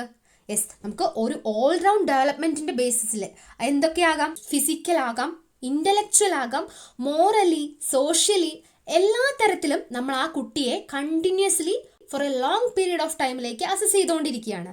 അതേപോലെ പാസ്റ്റിൽ ആ കുട്ടി നേരിട്ടിട്ടുള്ള എക്സാമിനേഷനിൽ ആ കുട്ടിയുടെ പെർഫോമൻസ് എങ്ങനെയായിരുന്നു, അതൊക്കെ ഈ ഒരു ഡാറ്റ കറക്റ്റായിട്ട് ഇവാലുവേറ്റ് ചെയ്യാൻ വേണ്ടിയിട്ട് എസെൻഷ്യൽ ആയിട്ടുള്ള ക്രൈറ്റീരിയസ് ആണ്. സോ ഇതൊക്കെ നമുക്ക് ഒരു കുട്ടിയുടെ ഫ്യൂച്ചർ സക്സസിൻ്റെ പോസിബിലിറ്റിക്ക് പ്രെഡിക്റ്റ് ചെയ്യാൻ വേണ്ടി പറ്റുന്ന കാര്യങ്ങളാണ്. സോ ഇതൊക്കെ കണ്ടിന്യൂസ്ലി നമ്മൾ for a long period of ടൈമിലേക്ക് എസെൻഷ്യലായിട്ട് നെസസറി ആയിട്ട് റെക്കോർഡ് ചെയ്ത് ഇവാലുവേറ്റ് ചെയ്യുന്ന ആ ഒരു പ്രോസസ്സ്, അല്ലെങ്കിൽ ഇവാലുവേറ്റ് ചെയ്യുന്ന, ജഡ്ജ് ചെയ്യുന്ന, അല്ലെങ്കിൽ റെക്കോർഡ് ചെയ്ത് വെക്കുന്ന ആ ഒരു കാര്യത്തിനെയാണ് നമ്മൾ കുമുലേറ്റീവ് റെക്കോർഡ് എന്ന് പറയുന്നത്. So the progress in the development pattern of each student is recorded cumulatively from period to period in a comprehensive record designed for the purpose. Such a record is known as cumulative record. ഒരു long period of ടൈമിൽ ഒരു കുട്ടിയുടെ all round ഡെവലപ്മെൻറ്റിനെ പറ്റിയിട്ട് നമ്മൾ continuously assess ചെയ്തുകൊണ്ട് record ചെയ്ത് വെക്കുന്ന ആ ഒരു പ്രോസസ്സാണ് cumulative record. It will provide the details of physical development, relevant details of health conditions, levels of attainment in various subjects of study, then participation in co-curricular activities of a child periodically. Period to period നമ്മൾ ആ ഒരു കുട്ടിയുടെ ഈ all round ഡെവലപ്മെൻറ്റിൽ ഈ ഡാറ്റാസൊക്കെ നമ്മൾ continuously assess ചെയ്ത് record ചെയ്ത് വെക്കുന്ന ആ ഒരു പ്രോസസ്സാണ് ഈ ഒരു കുമുലേറ്റീവ് റെക്കോർഡ് എന്ന് പറയുന്നത്. It will give a very comprehensive picture of the past and the present career of a student. ഈ റെക്കോർഡ് നോക്കിക്കഴിഞ്ഞാൽ ആ കുട്ടിയെ പറ്റിയിട്ടുള്ള ഫുൾ ഡീറ്റെയിൽസ്, ആ കുട്ടി എങ്ങനെയുള്ള ഏത് തരത്തിലുള്ള സ്റ്റുഡൻ്റ് ആണ് എന്ന് നമുക്ക് മനസ്സിലാക്കാൻ വേണ്ടി സാധിക്കും. Preparation of cumulative record. എങ്ങനെയാണ് നമ്മൾ ഈ ഒരു കുമുലേറ്റീവ് റെക്കോർഡ് പ്രിപ്പയർ ചെയ്യുന്നത്? ഒരു ഇൻട്രൊഡക്ഷൻ ഉണ്ടാവും. A cumulative record card contains the results of different assessment of students held from time to time. ആ ഒരു ടൈം ടു ടൈം അല്ലെങ്കിൽ പീരീഡ് ടു പീരീഡ് ആ ഒരു സമയത്തിനുള്ളിലുള്ള ആ കുട്ടിയെ പറ്റിയിട്ടുള്ള പല തരത്തിലുള്ള ആസ്പെക്ട്സ്, പല തരത്തിലുള്ള ഡയമെൻഷനെ പറ്റിയിട്ടുള്ള എല്ലാ ഡാറ്റാസും നമുക്ക് അവൈലബിൾ ആയിരിക്കും.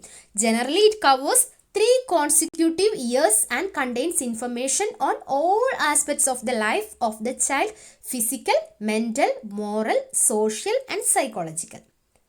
3 വർഷത്തിലുള്ള ഡാറ്റയായിരിക്കും ആ ഒരു റെക്കോർഡിന്. ആ കുട്ടിയെ പറ്റിയിട്ടുള്ള എല്ലാ കാര്യങ്ങളും നമുക്ക് മനസ്സിലാക്കാൻ വേണ്ടി ഈ ഒരു റെക്കോർഡിലൂടെ സാധിക്കും.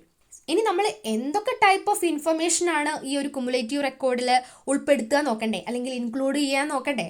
So the card contains the following types of data. First one, identification data. Identification data എന്ന് പറയുമ്പം അതിൽ name of the student, sex, fathers name, place, ഇതൊക്കെ ജസ്റ്റ് ഒന്ന് മനസ്സിലാക്കി വെച്ചാൽ മാത്രം മതി കേട്ടോ. ദെൻ രണ്ടാമത് എന്ന് പറയുന്നത് environment and family background data. Then physical data and medical report. നാലാമത് വരുന്നത് എഡ്യൂക്കേഷണൽ ഡാറ്റ.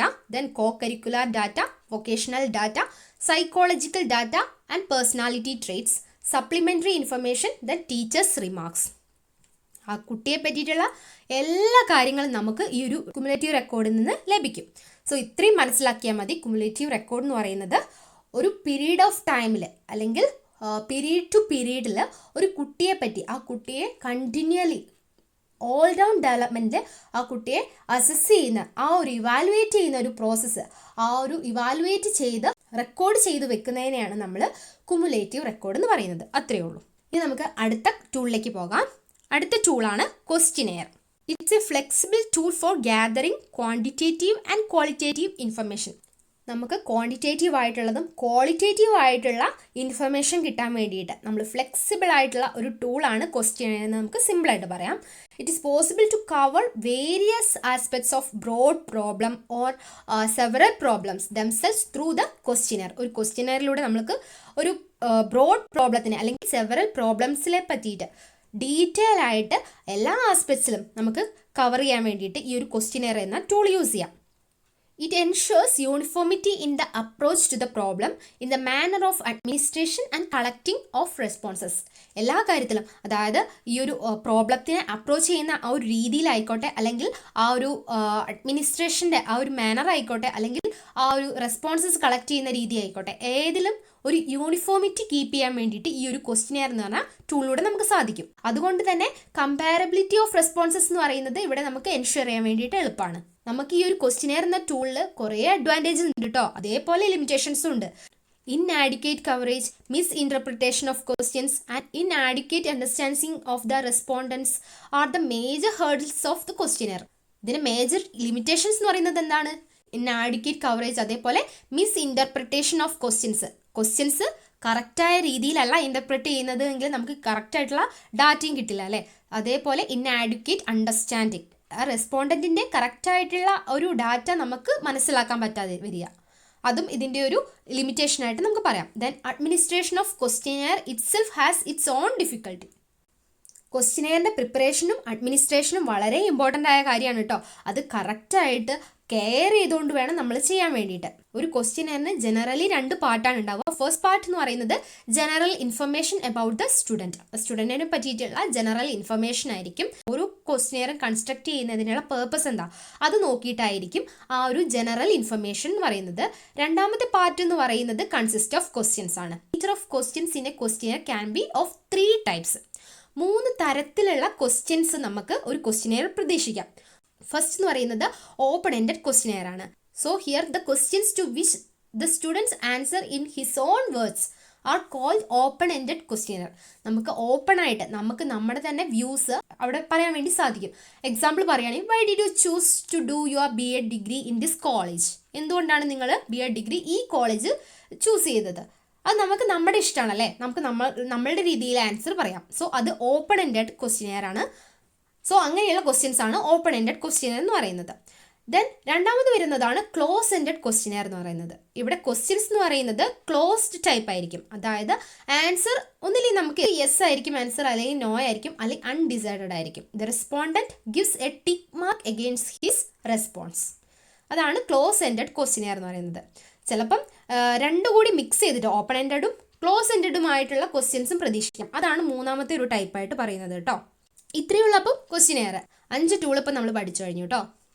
ദെൻ അടുത്ത ടൂളാണ് ടെസ്റ്റ്. ടെസ്റ്റ് ഒരു വളരെ ഇമ്പോർട്ടൻ്റ് ആയ ടൂളാണ്. ഇത്രയും ടൂൾ പഠിച്ചാൽ കുറച്ചൊരു കോൺസെൻട്രേറ്റ് ചെയ്ത് പഠിക്കേണ്ടത് ടെസ്റ്റ് ആണെന്ന് ഞാൻ പറയും. ഈസിയാണ് പഠിക്കാൻ, അതേപോലെ കുറച്ച് ഒരു കൺഫ്യൂഷൻ ഉണ്ടാക്കുന്നതാണ്. അപ്പം എല്ലാവരും ശ്രദ്ധിച്ചിരിക്കുക. ടെസ്റ്റ് എന്ന് പറയുമ്പോൾ ഫസ്റ്റ് നമുക്ക് മീനിങ് തന്നെ തുടങ്ങാം. Test is A device or procedure കൺഫ്രോണ്ടിങ് A subject with a standard set of questions or task to which the student is respond independently and the result of which can be treated in such a way as to provide a quantitative comparison of performance of different students. ഒരു സ്റ്റുഡൻറ്റിൻ്റെ independent response collect ചെയ്യാൻ വേണ്ടിയിട്ട് നമ്മൾ use ചെയ്യുന്ന ആ ഒരു device, അതിനെയാണ് നമ്മൾ test എന്ന് പറയുന്നത്. അത് ചിലപ്പം ക്വസ്റ്റ്യൻസ് ആകാം, അല്ലെങ്കിൽ ടാസ്ക് ആകാം. ഓരോ സ്റ്റുഡൻറ്റിൻ്റെയും ക്വാണ്ടിറ്റേറ്റീവ് ആയിട്ടുള്ള ആ ഒരു പെർഫോമൻസിനെ കമ്പയർ ചെയ്യാൻ വേണ്ടിയിട്ട് നമുക്കിവിടെ സാധിക്കും. സോ അതാണ് ടെസ്റ്റ് എന്ന് പറയുന്നത്. ടെസ്റ്റ് എന്ന് പറയുന്നത് ഒരു ഡിവൈസ് ആണ്. സെറ്റ് ഓഫ് ക്വസ്റ്റ്യൻസ് യൂസ് ചെയ്തുകൊണ്ട് അല്ലെങ്കിൽ ഒരു ടാസ്കിലൂടെ ഓരോ ഇൻഡിവിജ്വലിനെയും കമ്പാരിറ്റീവ്ലി നമ്മൾ അസസ് ചെയ്യാൻ വേണ്ടി യൂസ് ചെയ്യുന്ന, അല്ലെങ്കിൽ ഓരോ കുട്ടിയെയും കമ്പയർ ചെയ്യാൻ വേണ്ടിയിട്ട് നമ്മൾ യൂസ് ചെയ്യുന്ന ഒരു ടൂളാണ് ടെസ്റ്റ് എന്ന് പറയുന്നത്. ഇനി നമുക്ക് അതിൻ്റെ ഒരു ഡെഫിനേഷൻ കൂടി പഠിച്ചു വെക്കാം. LJ ക്രോൺബാക്ക് അദ്ദേഹത്തിൻ്റെ ഒരു ഡെഫിനേഷനാണ് ഇവിടെ കൊടുത്തിട്ടുള്ളത്. As a systematic procedure for observing and describing one or more characteristics of persons with the aid of either a numerical scale or category system. ഇനി നമുക്ക് ടെസ്റ്റിൻ്റെ യൂസസിലേക്ക് കടക്കാം. എന്താണ് ടെസ്റ്റിൻ്റെ uses? Test can be used as a most powerful instructional tools for planning new learning activities. നമുക്ക് new learning activities plan ചെയ്യാൻ വേണ്ടി യൂസ് ചെയ്യാൻ പറ്റിയ മോസ്റ്റ് പവർഫുൾ ഇൻസ്ട്രക്ഷണൽ ടൂൾ ഏതാണെന്ന് ചോദിച്ചാൽ അത് ടെസ്റ്റാണ്. To monitor students progress in attaining learning goals.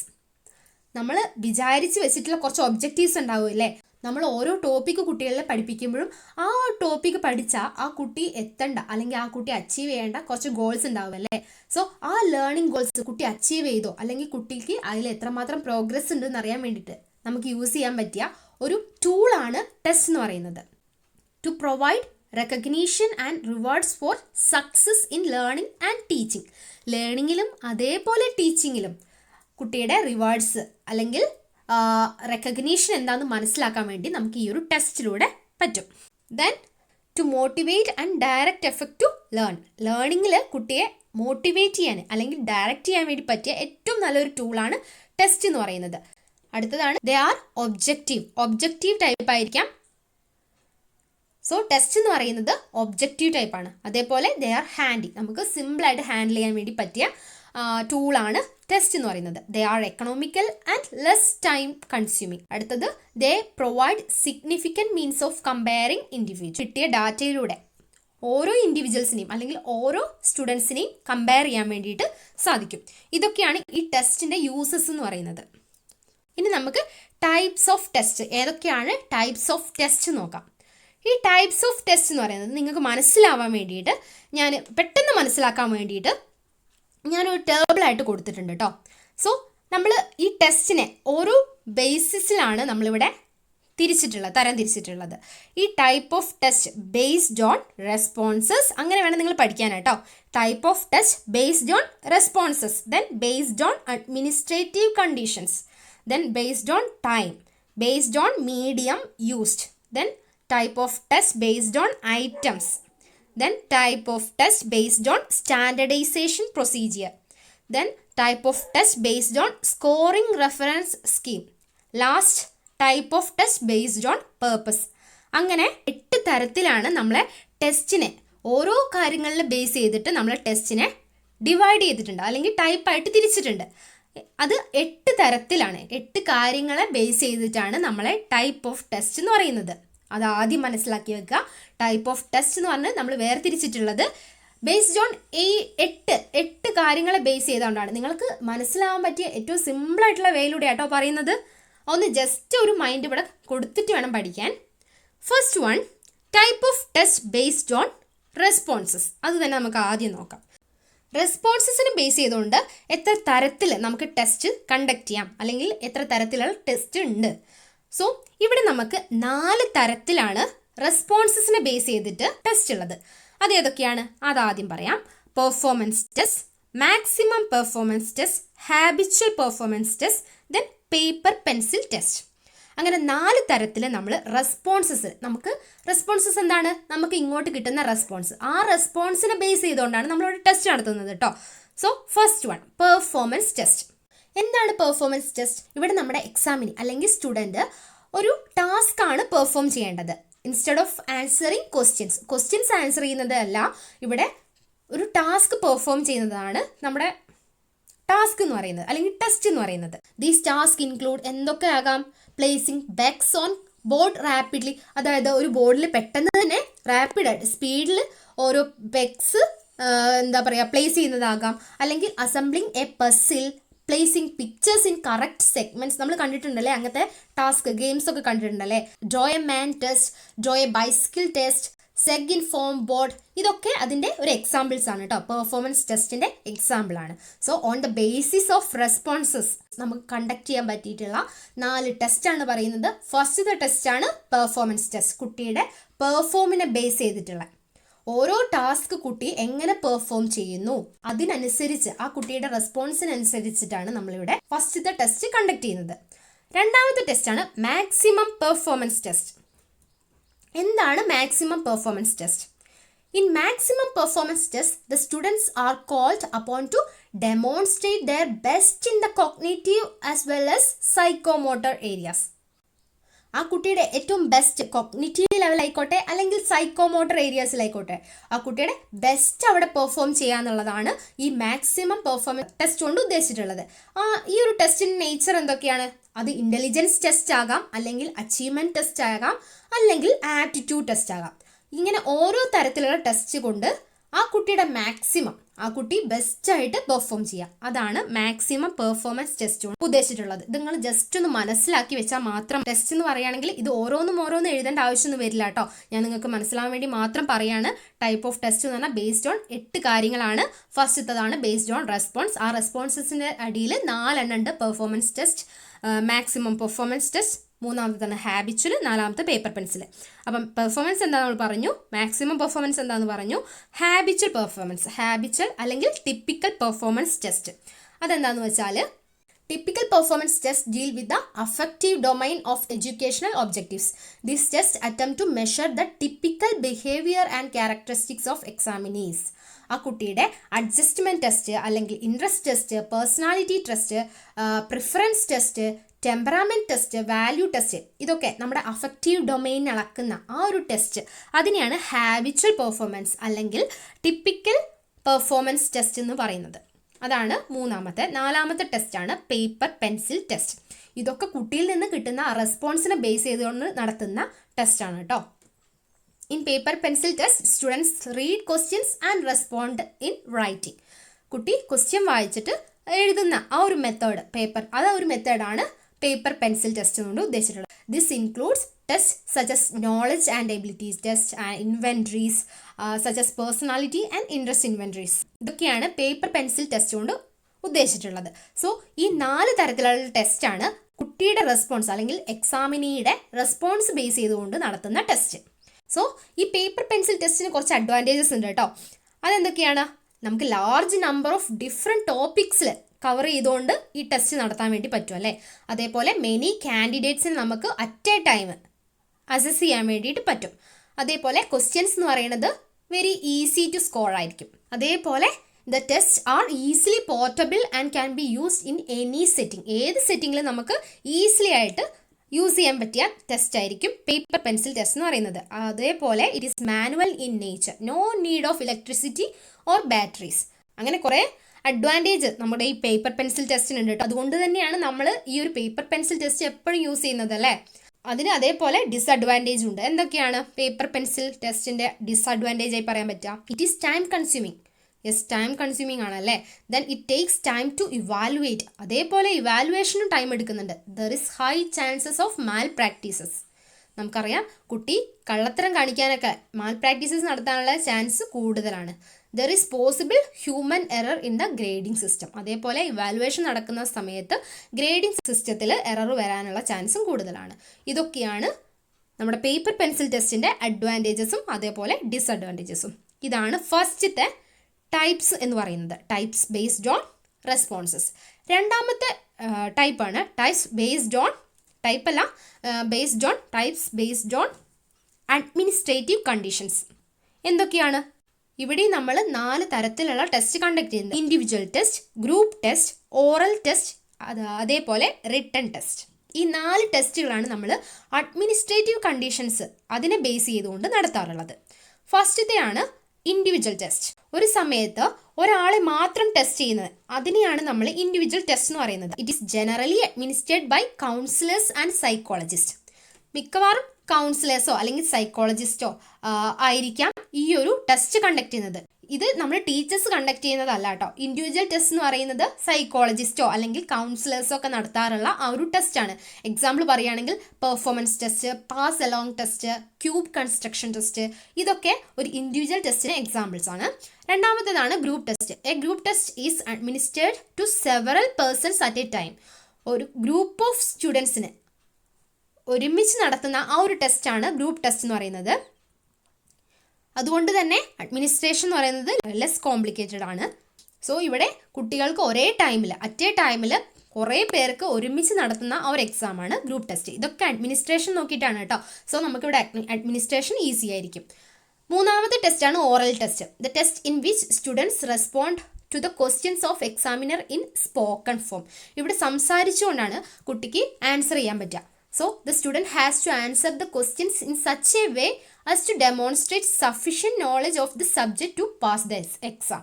കുട്ടിക്ക് ആ ഒരു സബ്ജക്റ്റിൽ, ആ ഒരു സബ്ജക്റ്റ് ഏരിയയിൽ അത്രമാത്രം നോളജ് ഉണ്ടായിരിക്കണം. കുട്ടി സംസാരിക്കുന്നതിലൂടെ അല്ലെങ്കിൽ ആ ഒരു സ്പോക്കൺ ഫോമിലായിരിക്കും ആൻസർ ചെയ്യുന്നത്. അതാണ് oral test. So it can be formal or informal. നാലാമത്തെ ടെസ്റ്റാണ് റിട്ടൺ ടെസ്റ്റ്. പേര് സൂചിപ്പിക്കുന്നത് പോലെ തന്നെ കുട്ടികൾ റെസ്പോണ്ട് ചെയ്യുന്നത് ഇവിടെ എങ്ങനെയാണ്? റിട്ടൺ ആയിട്ടാണ്. റിട്ടൺ ആയിട്ടുള്ള ടെസ്റ്റാണ് റിട്ടൺ ടെസ്റ്റ് എന്ന് പറയുന്നത്. Written test are test that are administered on paper and the students could respond to specific items by writing within a given space of the test or a separate form of document. Example പറയുകയാണെങ്കിൽ essay type examinations ഒക്കെ ഈ written ടെസ്റ്റിൻ്റെ എക്സാമ്പിളാണ്. ഈ 4 എണ്ണമാണ് നമ്മുടെ എന്തിനെ base ചെയ്തുകൊണ്ട്? Administrative കണ്ടീഷനെ base ചെയ്തുകൊണ്ട് നടത്താറുള്ള 4 ടെസ്റ്റാണ്. Individual test, group test, oral test, written test. Written ടെസ്റ്റിന് കുറച്ച് മെറിറ്റ്സ് ആൻഡ് ഡിമെറിറ്റ്സ് ഉണ്ട് കേട്ടോ. മെറിറ്റ് പറയുകയാണെങ്കിൽ റിട്ടൺ ടെസ്റ്റ് എന്ന് പറയുന്നത് റിലയബിൾ ആണ്, സ്റ്റേബിൾ ആണ്, വാലിഡ് റിസൾട്ട്സ് ആണ് നമുക്ക് കിട്ടുക. അതേപോലെ ആൻസേഴ്സ് എന്ന് പറയുന്നത് assessed objectively with the help of scoring key and marking scheme. നമുക്കറിയാം, നമുക്ക് മാർക്കിംഗ് സ്കീം അല്ലെങ്കിൽ സ്കോറിംഗ് കീ ഒക്കെ വെച്ചിട്ട് ഈസി ആയിട്ട് അസസ് ചെയ്യാൻ വേണ്ടി പറ്റും. അതൊക്കെ ഇതിൻ്റെ മെറിറ്റ് ആണ്. Then several students can be evaluated at a time. Then it helps to evaluate higher order thinking skills. നമ്മൾ അച്ചീവ്മെൻറ്റ് ടെസ്റ്റ് ചെയ്തപ്പോൾ പഠിച്ചിട്ടുണ്ടല്ലേ, higher order thinking skills and lower order thinking skills ഒക്കെ. അതൊക്കെ നമുക്ക് ഈസി ആയിട്ട് evaluate ചെയ്യാൻ വേണ്ടി പറ്റും. ഇനി ഡിമെറിറ്റ് പറയുകയാണെങ്കിൽ എന്താണ്? Yes, practical skills, speaking skills ഒക്കെ നമുക്ക് ഇവാലുവേറ്റ് ചെയ്യാൻ ഈ റിട്ടൺ ടെസ്റ്റിലൂടെ സാധിക്കില്ല. അതേപോലെ ക്രാമിംഗ് ആൻഡ് റോഡ് മെമ്മറി പ്രീഡോമിനേറ്റ് ചെയ്യാൻ നിൽക്കുകയാണ് അല്ലേ. Then objectives of affective domain such as attitudes and values cannot be assessed. അതൊക്കെയാണ് റിട്ടൺ ടെസ്റ്റിൻ്റെ ഡിമെറിറ്റ് ആയിട്ട് പറയാം. അതൊക്കെ സിമ്പിളായിട്ട് പറയാണ് കേട്ടോ, നിങ്ങളൊന്ന് ജസ്റ്റ് ഓർമ്മയിൽ വെച്ചാൽ മതി. ദെൻ നമ്മൾ മൂന്നാമത്തെ ഒരു ടൈപ്പ് ഓഫ് ടെസ്റ്റ് ഐറ്റത്തിലേക്ക് കടക്കുകയാണ്. അതായത് type of test based on ടൈമിനെ ബേസ് ചെയ്തുകൊണ്ട് നമ്മൾ നടത്തുന്ന ടെസ്റ്റ് ഏതൊക്കെയാണ്? ഇവിടെ 2 ടെസ്റ്റാണ് പറഞ്ഞിട്ടുള്ളത്, സ്പീഡ് ടെസ്റ്റും അതേപോലെ പവർ ടെസ്റ്റും. എന്താണ് speed test? The speed with which the examinees answer the test items is more important than the content of the students response. ഇവിടെ സ്റ്റുഡൻസ് നൽകുന്ന റെസ്പോൺസിൻ്റെ കണ്ടന്റിനേക്കാൾ ഇമ്പോർട്ടൻസ് ഏതിനാണ്? സ്റ്റുഡൻസ് കൊടുക്കുന്ന ടെസ്റ്റിൻ്റെ സ്പീഡിനാണ്.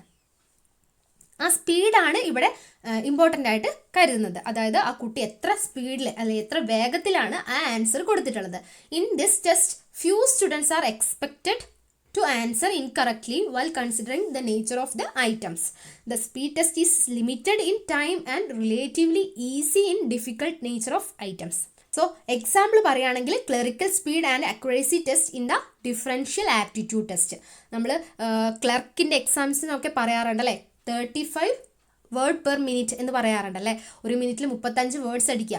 സോ അതിനെയൊക്കെ ഈ ഒരു നടത്തുന്ന ആ ഒരു കണ്ടക്ട് ചെയ്യുന്ന എക്സാംസിന് ടൈം ബേസ് ചെയ്തുകൊണ്ട് അല്ലെങ്കിൽ സ്പീഡ് ബേസ് ചെയ്തുകൊണ്ട് നടത്തുന്ന ആ ഒരു എക്സാമാണ് സ്പീഡ് ടെസ്റ്റ് എന്ന് പറയുന്നത്. ഇവിടെ കണ്ടന്റിനേക്കാൾ ഉപരി ഇമ്പോർട്ടൻസ് കൊടുക്കുന്നത് റെസ്പോണ്ട് ചെയ്യുന്നതിൻ്റെ സ്പീഡിലാണ്. രണ്ടാമത്തേതാണ് പവർ ടെസ്റ്റ്. സോ ഇവിടെ നേരെ തിരിച്ചാണ് പവർ ടെസ്റ്റിൽ ഇമ്പോർട്ടൻസ് കൊടുക്കുന്നത് ആ ഒരു നോളജിനാണ്.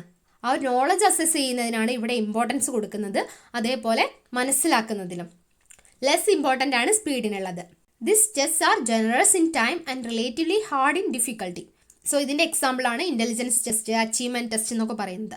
അത് നമ്മൾ ഉള്ള ആ നോളജ് അല്ലെങ്കിൽ കുട്ടിയുടെ അണ്ടർസ്റ്റാൻഡിങ്ങിനാണ് ഇവിടെ നമ്മൾ ഇമ്പോർട്ടൻസ് കൊടുക്കുന്നത്. സ്പീഡിന് അത്ര വലിയ ഇമ്പോർട്ടൻസ് ഇല്ല. അതാണ് പവർ ടെസ്റ്റ്. സോ നമ്മൾ ടൈമിനെ ബേസ് ചെയ്തുകൊണ്ട് നടത്തുന്ന ടെസ്റ്റുകൾ, അതിൻ്റെ ടൈപ്പാണ് രണ്ടെണ്ണം നമ്മൾ പറഞ്ഞു, speed test and power test. ഇനി നമ്മൾ type of test based on medium used അല്ലെങ്കിൽ ലാംഗ്വേജ് എംഫസിസ് അതിനെ നോക്കിക്കൊണ്ടിട്ടുള്ള അതിനെ ബേസ് ചെയ്തുകൊണ്ട് നമ്മൾ നടത്താറുള്ള ടെസ്റ്റാണ് പറയുന്നത്. 3 എണ്ണമാണ് പറയുന്നത്: verbal test, non verbal test and culture fair test. First one, verbal test. In verbal test, performance relies upon one's capacity to handle words. The verbal test in which there is a use of language in responding to test items or questions. ആ ക്വസ്റ്റ്യൻസിനെ answer ചെയ്യുന്നത് ഒരു language എന്ന medium use ചെയ്തുകൊണ്ടായിരിക്കും. അതാണ് verbal test കൊണ്ട് ഉദ്ദേശിച്ചിട്ടുള്ളത്. The form of language may be reading, writing or oral communication.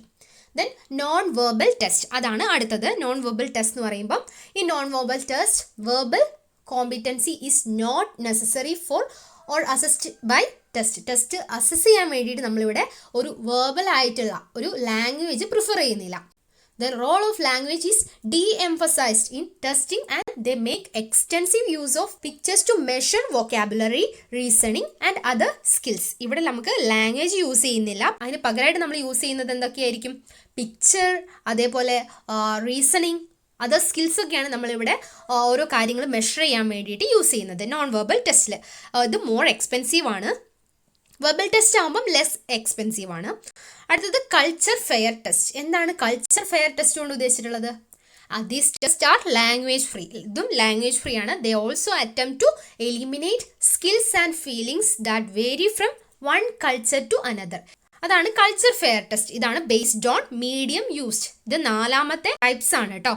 Test based on items. ഐറ്റംസിന് base ചെയ്തുകൊണ്ട് നമ്മൾ നടത്താറുള്ള ടെസ്റ്റ് ആണ്. മെയിൻ ആയിട്ട് 2 തരത്തിലുള്ള 2 ടൈപ്പ് ഓഫ് ടെസ്റ്റ് ആണ് ഐറ്റംസിനെ ബേസ് ചെയ്തുകൊണ്ട് നടത്താറ്. ഒബ്ജക്റ്റീവ് ടെസ്റ്റും അതേപോലെ സബ്ജക്റ്റീവ് ടെസ്റ്റും. What is objective test? It refers to any test that requires the examinee to select the correct answer from among one or more several alternative or supply a word that demands an objective judgment when it is scored. അതായത് നമ്മൾ തന്നെ choose ചെയ്യാൻ വേണ്ടിയിട്ട്, correct answer choose ചെയ്യാൻ വേണ്ടി കുറച്ച് options, alternatives കൊടുക്കും. അതിൽ നിന്ന് കറക്റ്റ് ആയിട്ടുള്ള ആ ഒരു വേർഡ് അല്ലെങ്കിൽ ആ ഒരു ആൻസർ എക്സാമിന് സെലക്ട് ചെയ്യുക എന്നുള്ളതാണ്. അതാണ് ഒബ്ജക്റ്റീവ് ടെസ്റ്റ്. നമ്മൾ നമ്മുടെ PSC എക്സാംസ്, അതുപോലെ എല്ലാ കോമ്പറ്റേറ്റീവ് ഇപ്പം നടക്കുന്ന കോമ്പറ്റേറ്റീവ് എക്സാംസ് ഒക്കെ നമ്മുടെ ഈ ഒബ്ജക്റ്റീവ് ടൈപ്പാണല്ലേ. സോ ഇത് അതിനൊരു എക്സാമ്പിളാണ്. നമ്മൾ ഐറ്റത്തിനെ ബേസ് ചെയ്തുകൊണ്ട് നടത്താറുള്ള ടെസ്റ്റാണ് first one, objective test. An objective test is a test that has right or wrong answers and so can be marked objectively. നമുക്കിത് ഒബ്ജക്റ്റീവായിട്ട് മാർക്ക് ചെയ്യാൻ പറ്റും. This test generally calls for single word, number, letter and other symbols as response to items. രണ്ടാമത്തേതാണ് subjective test. Subjective test നമുക്കൊക്കെ അറിയാം. It requires students to present or write an original answer. These tests are evaluated based on the judgment or opinion of the examiner. എക്സാമിനറിൻ്റെ judgement അല്ലെങ്കിൽ opinion, ആ ഒരു കുട്ടി എക്സാമിന് തന്നിട്ടുള്ള ഒരു റെസ്പോൺസിനെ ബേസ് ചെയ്തുകൊണ്ട് അല്ലെങ്കിൽ ഇവാലുവേറ്റ് ചെയ്യുന്നത് എങ്ങനെയാണ്? എക്സാമിനറിൻ്റെ ജഡ്ജ്മെൻറ്റ് അല്ലെങ്കിൽ ഒപ്പീനിയൻ നോക്കിയിട്ടാണ്. Subjective test include short answers and essay questions. അത് എസ്സേ ക്വസ്റ്റ്യൻസ് ആവാം അല്ലെങ്കിൽ ഷോർട്ട് ആൻസേഴ്സും ആകാം. നമ്മുടെ എക്സാംസ് ഒക്കെ നടത്താറ് ഇങ്ങനെ സബ്ജക്റ്റീവ് ആയിട്ടാണല്ലേ. So they are more challenging and expensive to prepare, administer and evaluate correctly. But they can more valid. പക്ഷേ ഒബ്ജക്റ്റീവ് വെച്ച് കമ്പയർ ചെയ്യുമ്പോൾ, ഒബ്ജക്റ്റീവ് ടെസ്റ്റുമായിട്ട് കമ്പയർ ചെയ്യുമ്പോൾ ഇത് മോർ വാലിഡ് ആണ്. അതാണ് നമ്മൾ ഐറ്റംസിനെ ബേസ് ചെയ്തുകൊണ്ട് നടത്താറുള്ള 2 ടൈപ്പ് ഓഫ് ടെസ്റ്റ് എന്ന് പറയുന്നത്, ഒബ്ജക്റ്റീവ് ടെസ്റ്റും സബ്ജക്റ്റീവ് ടെസ്റ്റും. ഇനി അടുത്തത് test based on standardisation procedure. Standardisation പ്രൊസീജിയറിനെ ബേസ് ചെയ്തുകൊണ്ട് നമ്മൾ നടത്താറുള്ള ടെസ്റ്റ്. എന്താണ് സ്റ്റാൻഡേർഡൈസേഷൻ എന്ന് പറയുന്നത് കൊണ്ട് ഉദ്ദേശിച്ചിട്ടുള്ളത്? Standardisation refers to the degree to which the observational procedures, administrative procedures, equipment and material and scoring rules have been fixed in such a way that the same testing procedure occurs exactly at different times and places. എല്ലാ കാര്യത്തിലും, അതായത് observational procedure ആയിക്കോട്ടെ, administrative procedure ആയിക്കോട്ടെ, എക്യുപ്മെൻറ്റിലായിക്കോട്ടെ, മെറ്റീരിയലിലായിക്കോട്ടെ, അല്ലെങ്കിൽ scoring റൂൾസിലായിക്കോട്ടെ, എല്ലാം fixed ആയിരിക്കും, pre fixed ആയിരിക്കും. അതുകൊണ്ട് തന്നെ എല്ലാ കാര്യത്തിലും ഒരു സ്റ്റാൻഡേർഡൈസേഷൻ കീപ്പ് ചെയ്യും. അങ്ങനെ നമ്മൾ നടത്തുന്ന നേരത്തെ മുൻകൂട്ടി നമ്മൾ സ്റ്റാൻഡർഡൈസേഷനായിട്ട് ഫിക്സ്ഡ് ആയിട്ട് നമ്മൾ ഈ കാര്യങ്ങളൊക്കെ സെറ്റ് ചെയ്ത് വെച്ചിട്ട് നമ്മൾ നടത്തുന്ന ഡിഫറെൻറ്റ് ടൈമിലായിക്കോട്ടെ അല്ലെങ്കിൽ ഡിഫറെൻറ്റ് പ്ലേസസിലായിക്കോട്ടെ നമ്മൾ നടത്തുന്ന ആ ഒരു സ്റ്റാൻഡർഡൈസേഷൻ പ്രൊസീജിയർ യൂസ് ചെയ്തുകൊണ്ട് ബേസ് ചെയ്തുകൊണ്ട് നമ്മൾ നടത്തുന്ന എക്സാംസ് അല്ലെങ്കിൽ ടെസ്റ്റ്സ് ആണ് ഇങ്ങനെയുള്ളത്. സോ ഇതിൽ പറയുന്നത് 2 തരത്തിലുള്ള ടെസ്റ്റാണ്. ഒന്ന് സ്റ്റാൻഡർഡൈസ്ഡ് ടെസ്റ്റും അതേപോലെ രണ്ടാമത്തേതാണ് ടീച്ചർ മെയ്ഡ് ടെസ്റ്റ് എന്ന് പറയുന്നത്. സോ എന്താണ് standardized test? A standardized test is an instrument of measurement which measures what it aims to measure quite correctly with constant results. എന്താണോ മെഷർ ചെയ്യേണ്ടത് അത് കറക്റ്റായിട്ട് കോൺസ്റ്റൻ്റ് ആയിട്ട് നമ്മൾ മെഷർ ചെയ്യുന്ന അല്ലെങ്കിൽ ആ ഒരു ഇവാലുവേറ്റ് ചെയ്യുന്ന ആ ഒരു പ്രോസസ്സിനെയാണ്, ആ ഒരു ടെസ്റ്റാണ് സ്റ്റാൻഡർഡൈസ്ഡ് ടെസ്റ്റ് എന്ന് പറയുന്നത്. It is constructed according to the expected standard of the achievement of efficiency of the individual to be tested. Neither too easy no too difficult. Too easy ആയിരിക്കില്ല, അതേപോലെ ടു ഡിഫിക്കൾട്ടും ആയിരിക്കില്ല.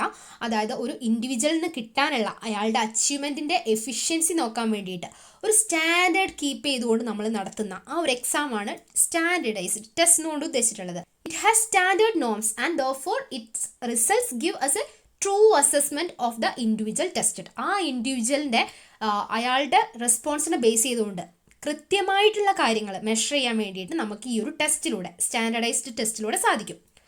A standardized test will more valid and reliable than teacher made test.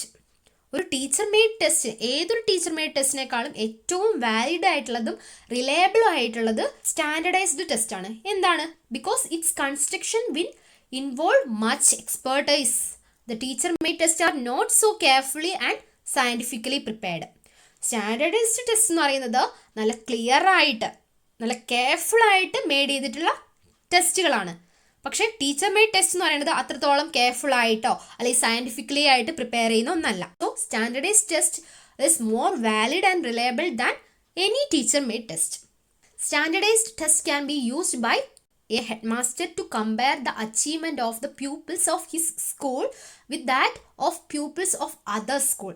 ഒരു HM ഒരു head master എൻ്റെ school കുട്ടികളുടെ achievement മറ്റ് സ്കൂളിലെ കുട്ടികളുടെ അച്ചീവ്മെൻറ്റുമായിട്ട് കമ്പയർ ചെയ്യാൻ വേണ്ടിയിട്ട് യൂസ് ചെയ്യുന്ന തരത്തിലുള്ള ഒരു ടെസ്റ്റാണ് സ്റ്റാൻഡർഡൈസ്ഡ് ടെസ്റ്റ് എന്ന് പറയുന്നത്. And the same way an educational officer can be use such test for comparing and evaluating the standards of various schools in his jurisdiction. ഒരു എഡ്യൂക്കേഷണൽ ഓഫീസറിന് 2 സ്കൂള് അല്ലെങ്കിൽ 2 സ്കൂളിൻ്റെ സ്റ്റാൻഡേർഡ് കമ്പയർ ചെയ്യാൻ വേണ്ടിയിട്ട് യൂസ് ചെയ്യാൻ പറ്റിയ ടെസ്റ്റാണ് സ്റ്റാൻഡർഡൈസേഷൻ ടെസ്റ്റ് നമുക്ക് പറയാം. ഇനി ടൈപ്സ് ഓഫ് സ്റ്റാൻഡർഡൈസ്ഡ് ടെസ്റ്റ്. എത്ര ടൈപ്പ് ഓഫ് സ്റ്റാൻഡർഡൈസ്ഡ് ടെസ്റ്റ് ഉണ്ട്? Achievement test, aptitude test, intelligence test, personality test, college admission test.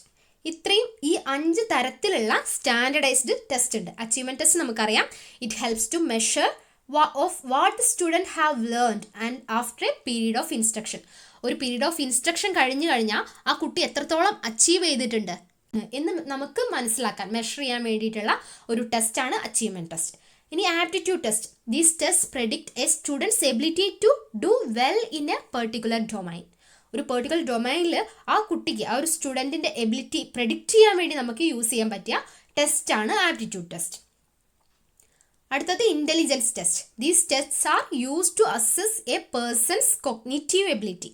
ഒരു കുട്ടിയുടെ ഒരു ഇൻഡിവിജ്വലിൻ്റെ സ്റ്റുഡൻറ്റിൻ്റെ കോഗ്നിറ്റീവ് എബിലിറ്റി അസസ് ചെയ്യാൻ വേണ്ടിയിട്ട് നമ്മൾ യൂസ് ചെയ്യുന്ന ടെസ്റ്റാണ് intelligence test. Then personality test. Personality test are use to assess the characteristics of personality of an individual. Then college admission test. These tests like the IIT, JEE, GATE are used for admission പേർപ്പസസിന് വേണ്ടിയിട്ട് നമ്മൾ ഒരു standardized test നടത്താറുണ്ട് അല്ലേ. എല്ലാ സ്ഥലത്തേക്കും എല്ലാ കുട്ടികൾക്കും ഒരുമിച്ച് ഒരേപോലെ ഒരു സ്റ്റാൻഡേർഡ് കീപ്പ് ചെയ്തുകൊണ്ട് നമ്മൾ നടത്താറുണ്ടല്ലേ. അതാണ് കോളേജ് അഡ്മിഷൻ ടെസ്റ്റ് കൊണ്ട് ഉദ്ദേശിച്ചിട്ടുള്ളത്. സോ ഇതാണ് സ്റ്റാൻഡർഡൈസ്ഡ് ടെസ്റ്റ് എന്ന് പറയുന്നത്. പ്രീ പ്ലാൻഡ് ആയിട്ട് പ്രീ ഫിക്സ് ചെയ്തിട്ട് നമ്മൾ കുറച്ച് അധികം കാര്യങ്ങൾ മെഷർ ചെയ്യുന്ന ആ ഒരു രീതിയാണ് സ്റ്റാൻഡർഡൈസ്ഡ് ടെസ്റ്റ് എന്ന് പറയുന്നത്. 5 ടൈപ്പ് ഉണ്ടെന്ന് നമ്മൾ പറഞ്ഞു. Achievement test, aptitude test, intelligence test, personality test, then college admission test. ഇനി ബേസ്ഡ് ഓൺ സ്റ്റാൻഡർഡൈസേഷനിൽ രണ്ടാമത് വരുന്ന ടൈപ്പാണ് ടീച്ചർ മെയ്ഡ് ടെസ്റ്റ്. ആദ്യം പറഞ്ഞത് സ്റ്റാൻഡർഡൈസ്ഡ് ടെസ്റ്റ് ആണ്, രണ്ടാമത്തതാണ് teacher made test. Teacher made test എന്താണ്? The teachers uses test constructed by themselves and standardised test for evaluation. Evaluation നടത്താൻ വേണ്ടിയിട്ട് അവർ തന്നെ പ്രിപ്പയർ ചെയ്യുന്ന അല്ലെങ്കിൽ കൺസ്ട്രക്റ്റ് ചെയ്യുന്ന ടെസ്റ്റുകളാണ് ടീച്ചർ മെയ്ഡ് ടെസ്റ്റ് എന്ന് പറയുന്നത്. പക്ഷേ ഇന്നൊക്കെ നോക്കുകയാണെങ്കിൽ ടീച്ചർ മെയ്ഡ് ടെസ്റ്റ് വളരെ കുറവാണ്. എല്ലാവരും സ്റ്റാൻഡർഡൈസ്ഡ് ടെസ്റ്റ് തന്നെയാണ് പ്രിഫർ ചെയ്യുന്നത്. A teacher made test is intended to measure the outcomes of learning which a teacher in particular has in mind. The standardized test intends to measure the educational outcomes aimed at generally by a number of schools. അതാണ് അതിൻ്റെ രണ്ടും തമ്മിലുള്ള ഒരു വ്യത്യാസമായിട്ട് അല്ലെങ്കിൽ അത് രണ്ടും തമ്മിലുള്ള ഒരു കമ്പാരിസൺ ആയിട്ട് നമുക്ക് പറയാൻ പറ്റുന്നത്. A teacher made test is not for public use. ഒരു പബ്ലിക് യൂസിന് വേണ്ടിയിട്ടുള്ളതല്ല ടീച്ചർ മെയ്ഡ് ടെസ്റ്റ് എന്ന് പറയുന്നത്. അത് നമ്മൾ സ്റ്റാൻഡർഡൈസ്ഡ് ടെസ്റ്റ് ആണെന്ന് പറഞ്ഞാൽ. So a teacher made test is used by a teacher to measure the attainment of his own students with respect to the objectives which he himself has laid down for classroom teaching. ആ ഒരു class room ടീച്ചിങ്ങിൽ തൻ്റെ സ്റ്റുഡൻസിൽ എത്രത്തോളം achievement നടന്നിട്ടുണ്ട് എന്ന് മനസ്സിലാക്കാൻ വേണ്ടിയിട്ട് ആ ഒരു ടീച്ചറുടെ ഗോൾസ് അച്ചീവ് ചെയ്തോ അല്ലെങ്കിൽ എത്രത്തോളം കാര്യങ്ങളൊക്കെ നടന്നിട്ടുണ്ട് സ്റ്റുഡൻസിൽ നിന്ന് മനസ്സിലാക്കാൻ വേണ്ടി ആ ടീച്ചർ നടത്തുന്ന ആ ഒരു എക്സാം അല്ലെങ്കിൽ ആ ഒരു ടെസ്റ്റാണ് ടീച്ചർ മെയ്ഡ് ടെസ്റ്റ് എന്ന് പറയുന്നത്. പക്ഷെ നമ്മളൊന്ന് ആലോചിച്ച് നോക്കൂ, എ സ്റ്റാൻഡർഡൈസ്ഡ് ടെസ്റ്റ് എന്ന് പറയുന്നത് ഒരു വൈഡർ യൂസിന് വേണ്ടിയിട്ട് നമ്മൾ യൂസ് ചെയ്യുന്നതാണ്. അതാണ് ടീച്ചർ മെയ്ഡ് ടെസ്റ്റും സ്റ്റാൻഡർഡൈസ്ഡ് ടെസ്റ്റും. ഇത് ബേസ്ഡ് ഓൺ സ്റ്റാൻഡർഡൈസേഷൻ പ്രൊസീജിയർ ആണ് കേട്ടോ. ഇനി നമുക്ക് ഈ സ്റ്റാൻഡർഡൈസ്ഡ് ടെസ്റ്റും അതേപോലെ ടീച്ചർ മെയ്ഡ് ടെസ്റ്റിൻ്റെ കമ്പാരിസൺ നോക്കാം. ആദ്യം നമ്മൾ പറയുന്നത് സ്റ്റാൻഡർഡൈസ്ഡ് ടെസ്റ്റ് ആണ്. ആദ്യത്തെ കോളത്തിലുള്ളത് സ്റ്റാൻഡർഡൈസ്ഡ് ടെസ്റ്റ് ആണ്. രണ്ടാമത്തെ കോളത്തിലുള്ളത് ടീച്ചർ മെയ്ഡ് ടെസ്റ്റ് ആണ്. So standardised test it is meant four A large population of students. നമ്മൾ പറഞ്ഞല്ലേ ഒരു വൈഡർ ഏരിയ ഓഫ് അല്ലെങ്കിൽ വൈഡർ സ്റ്റുഡൻസിൽ നമ്മൾ നടത്തുന്ന ഒരു സ്റ്റാൻഡേർഡ് കീപ്പ് ചെയ്തുകൊണ്ട് നമ്മൾ നടത്തുന്ന എക്സാംസ് ആണ് standardised test. But teacher made ടെസ്റ്റോ it is meant for specific small set of students. ഇതിലൂടെ നിങ്ങൾക്ക് ഈ രണ്ട് ടെസ്റ്റ് മനസ്സിലാവും കേട്ടോ, ഇത് കമ്പയർ ചെയ്യുന്നതിലൂടെ. ദെൻ സ്റ്റാൻഡർഡൈസ്ഡ് ടെസ്റ്റ് ആകുമ്പോൾ it is mainly four comparing the levels of the groups. ആ ഗ്രൂപ്പ്സിൻ്റെ ലെവൽസ് മനസ്സിലാക്കാൻ വേണ്ടിയിട്ടാണ് നമ്മൾ ആ ഒരു ടെസ്റ്റ് യൂസ് ചെയ്യുന്നത്. പക്ഷേ ടീച്ചർ മെയ്ഡ് ടെസ്റ്റോ it is mainly for value judgement of the level and for പ്ലേസ്മെൻറ്റിന് അല്ലെങ്കിൽ ആ കുട്ടിയുടെ ജഡ്ജ്മെൻറ്റ് വാല്യൂ ചെയ്യാൻ വേണ്ടിയിട്ടാണ് നമ്മൾ ടീച്ചർ മെയ്ഡ് ടെസ്റ്റ് യൂസ് ചെയ്യുന്നത്. Then standardised test statistical techniques are applied for item analysis and selection. Standardised test നടത്തുമ്പം statistical ആയിട്ടുള്ള ടെക്നിക്കൊക്കെ അപ്ലൈ ചെയ്യുന്നുണ്ട്. ആ ഒരു അനാലിസിസ് നടത്താൻ വേണ്ടി അല്ലെങ്കിൽ ഒരു സെലക്ഷൻ പ്രൊസീജിയറിൽ നമ്മൾ സ്റ്റാറ്റിസ്റ്റിക്കൽ ആയിട്ടുള്ള ടെക്നിക്സ് ഒക്കെ യൂസ് ചെയ്യുന്നുണ്ട്. ടീച്ചർ മെയ്ഡ് ടെസ്റ്റ് ആകുമ്പം teacher's judgement is generally the only criterion for selection of items to be included in a test. ഇവിടെ ടീച്ചേഴ്സാണ് ഈ ടെസ്റ്റ് ഉണ്ടാക്കുന്നത് പറഞ്ഞു. അതുകൊണ്ട് തന്നെ ടീച്ചേഴ്സിൻ്റെ സെലക്ഷൻ ക്രൈറ്റീരിയസാണ് ഇവിടെ മുൻഗണനയുള്ളത്. Then validity and reliability of the test are determined using statistical techniques. Standardised ടെസ്റ്റിൽ കേട്ടോ. ദെൻ ടീച്ചർ മെയ്ഡ് ടെസ്റ്റ് ആകുമ്പോൾ validity and reliability are not statistically determined. Then standardised test ആകുമ്പം it is restricted to a academic purposes only. Academic പർപ്പസിന് മാത്രമേ നമ്മൾ standardised test നടത്താറുള്ളൂ. Teacher made test ആകുമ്പം there is no restriction attach to such test. അതാണ് ഇത് രണ്ടും തമ്മിലുള്ള ഒരു കമ്പാരിസൺ ആയിട്ട് പറയാനുള്ളത്. അടുത്തൊരു ടൈപ്പ് ഓഫ് ടെസ്റ്റിലേക്ക് പോവുകയാണ് കേട്ടോ. So type of test based on scoring reference scheme. ഏഴാമത്തെ ടൈപ്പാണ് കേട്ടോ. നമ്മളൊക്കെ പഠിച്ചത് ഓർമ്മയുണ്ടല്ലോ അല്ലേ? ആ ടേബിൾ മനസ്സിലുണ്ടായിക്കോട്ടെ. ഏഴാമത്തതാണ് type of test based on scoring reference scheme. Scoring reference scheme അനുസരിച്ച് കൊണ്ട് നമ്മൾ നടത്താറുള്ള ടെസ്റ്റ് ഏതൊക്കെയാണ്? This category of classification is based not on marks obtained by the examinee but is reference to certain criterias. കുട്ടിക്ക് കിട്ടിയ mark എത്രയാണ് അത് നോക്കിയിട്ടല്ല ഇവിടെ നമ്മൾ ക്ലാസിഫിക്കേഷൻ നടത്തുന്നത് കേട്ടോ. ഇതെന്ന് പറയുന്നത് കുറച്ച് സെർട്ടൈൻ ക്രൈറ്റീരിയസ് യൂസ് ചെയ്തുകൊണ്ട് അതിനെ റെഫറൻസ് ചെയ്തുകൊണ്ട് നമ്മൾ നടത്തുന്ന എക്സാംസ് ആണ് കേട്ടോ. 2 forms off mark referencing scheme generally used. നമ്മൾ ജനറലി യൂസ് ചെയ്യുന്ന 2 തരത്തിലുള്ള മാർക്ക് റെഫറൻസിങ് സ്കീമുണ്ട്. അത് ഏതൊക്കെയാണെന്നറിയോ? അതാണ് നോം റെഫറൻസ്ഡ് ടെസ്റ്റും അതേപോലെ ക്രൈറ്റീരിയൻ റെഫറൻസ് ടെസ്റ്റും. ചിലപ്പോൾ ഇതിൻ്റെ രണ്ടിൻ്റെ കമ്പാരിസൺ ഒക്കെ ആയിരിക്കും കേട്ടോ ചോദിക്കുക. അതിനാണ് ഈ കമ്പാരിസണും കൂടി പറയുന്നത്. The norm reference test compares the individual's performance with those of other persons taking the same test. ഒരു ഇൻഡിവിജ്വലിൻ്റെ പെർഫോമൻസ് നമ്മൾ മറ്റൊരു ഇൻഡിവിജ്വലിൻ്റെ അല്ലെങ്കിൽ മറ്റൊരു പേഴ്സൻ്റെ ഇൻഡിവിജ്വലിൻ്റെ പെർഫോമൻസുമായിട്ട് കമ്പയർ ചെയ്യുന്നത്. അതാണ് നോം റെഫറൻസ് ടെസ്റ്റ് കൊണ്ട് ഉദ്ദേശിച്ചിട്ടുള്ളത്. ഒരേ ടെസ്റ്റ് എടുത്തിട്ടുള്ള രണ്ട് പേരുടെ പെർഫോമൻസ് തമ്മിൽ നമ്മൾ ഇവിടെ ഇവാലുവേറ്റ് ചെയ്ത് അല്ലെങ്കിൽ കമ്പയർ ചെയ്യുന്ന ആ ഒരു പ്രൊസീജിയറാണ് നോം റെഫറൻസ് ടെസ്റ്റ് എന്ന് പറയുന്നത്. It compares performance differences among individuals with reference to group norms. So ഇവിടെ എങ്ങനെയാണ് നോം റെഫറൻസ് ടെസ്റ്റ് എന്ന് പറയുന്നത്? നമ്മൾ ഇൻഡിവിജ്വൽ ഡിഫറൻസ് തമ്മിലുള്ള മെഷർമെൻറ്റ് അത് മെഷർ ചെയ്യാൻ വേണ്ടിയിട്ടാണ്, അല്ലെങ്കിൽ അവരുടെ പെർഫോമൻസ് വിലയിരുത്താൻ. ഒരേ ടെസ്റ്റ് എടുത്ത രണ്ടുപേര് തമ്മിലുള്ള അവരെ തമ്മിൽ കമ്പയർ ചെയ്യാൻ വേണ്ടിയിട്ടാണ് നമ്മൾ ഈ ഒരു ടെസ്റ്റ് യൂസ് ചെയ്യുന്നത്, നോം reference test. To classify and grade learners in various categories. അവരെ തമ്മിൽ ക്ലാസിഫിക്കേഷൻ നടത്താൻ, അല്ലെങ്കിൽ ഒരു ഗ്രൂപ്പ് ഓഫ് സ്റ്റുഡൻസിൽ നമ്മൾ ഈ ഒരു ടെസ്റ്റ് കണ്ടക്ട് ചെയ്യുകയാണെങ്കിൽ ആ ഗ്രൂപ്പ് ഓഫ് സ്റ്റുഡൻസിനെ എല്ലാവരെയും കമ്പയർ ചെയ്യാൻ വേണ്ടിയിട്ട്, അവരെ ക്ലാസിഫൈ ചെയ്യാൻ വേണ്ടിയിട്ട്, അല്ലെങ്കിൽ അവരെ ഗ്രേഡ് ചെയ്യാൻ വേണ്ടിയിട്ട്, അതിനാണ് നമ്മൾ നോം റെഫറൻസ് ടെസ്റ്റ് നടത്തുന്നത്. രണ്ടാമത്തതാണ് ക്രൈറ്റീരിയൻ റെഫറൻസ് ടെസ്റ്റ്. എന്താണ്? A criterion reference test evaluates an individual's performance in a given situation with respect to specific characteristics expected in the performance. ഒരു പെർട്ടിക്കുലർ ആയിട്ടുള്ള സിറ്റുവേഷനിൽ, അല്ലെങ്കിൽ ഒരു ഗിവൺ സിറ്റുവേഷനിൽ, ഒരു പെർട്ടിക്കുലർ സിറ്റുവേഷനിൽ ആ ഒരു കാര്യത്തിൽ ആ ഒരു ഇൻഡിവിജ്വൽ എങ്ങനെ പെർഫോം ചെയ്യുന്നു, ആ കുട്ടി പെർഫോം ചെയ്യുന്ന സ്പെസിഫിക് ക്യാരക്ടറിസ്റ്റിക്സ് ആ കുട്ടിയിൽ നിന്ന് കുറച്ച് പ്രതീക്ഷിക്കുന്ന, എക്സ്പെക്റ്റ് ചെയ്യുന്ന, കുട്ടി പെർഫോം ചെയ്യണം എന്നുള്ള എക്സ്പെക്റ്റ് ചെയ്യുന്ന കുറച്ച് ക്യാരക്ടറിസ്റ്റിക്സ് ഉണ്ടാവും അല്ലേ, അതിനൊക്കെ അത് നോക്കിക്കൊണ്ട് അതിൽ കുട്ടിയെ ഇവാലുവേറ്റ് ചെയ്യുന്നത്, അതാണ് ക്രൈറ്റീരിയൻ റെഫറൻസ് ടെസ്റ്റ് എന്ന് പറയുന്നത്. നമുക്ക് തന്നെ ഒരു ക്രൈറ്റീരിയസ് ഉണ്ടാവും. നമ്മൾ കൊടുക്കുന്ന ആ ഒരു പെർട്ടിക്കുലർ ഗിവൺ സിറ്റുവേഷനിൽ കുട്ടി എങ്ങനെ പെർഫോം ചെയ്യണം, ഏതിൻ്റെയൊക്കെ ക്രൈറ്റീരിയൻസ് നോക്കിയിട്ടാണ് കുട്ടിയെ ഇവാലുവേറ്റ് ചെയ്യേണ്ടത്. അത് നമുക്ക് തന്നെ അറിയാമായിരിക്കും. അതിൻ്റെ ബേസിസിലാണ് കുട്ടിയെ നമ്മൾ ഇവാലുവേറ്റ് ചെയ്യുന്നത്. To measure the effectiveness of a programme or instruction.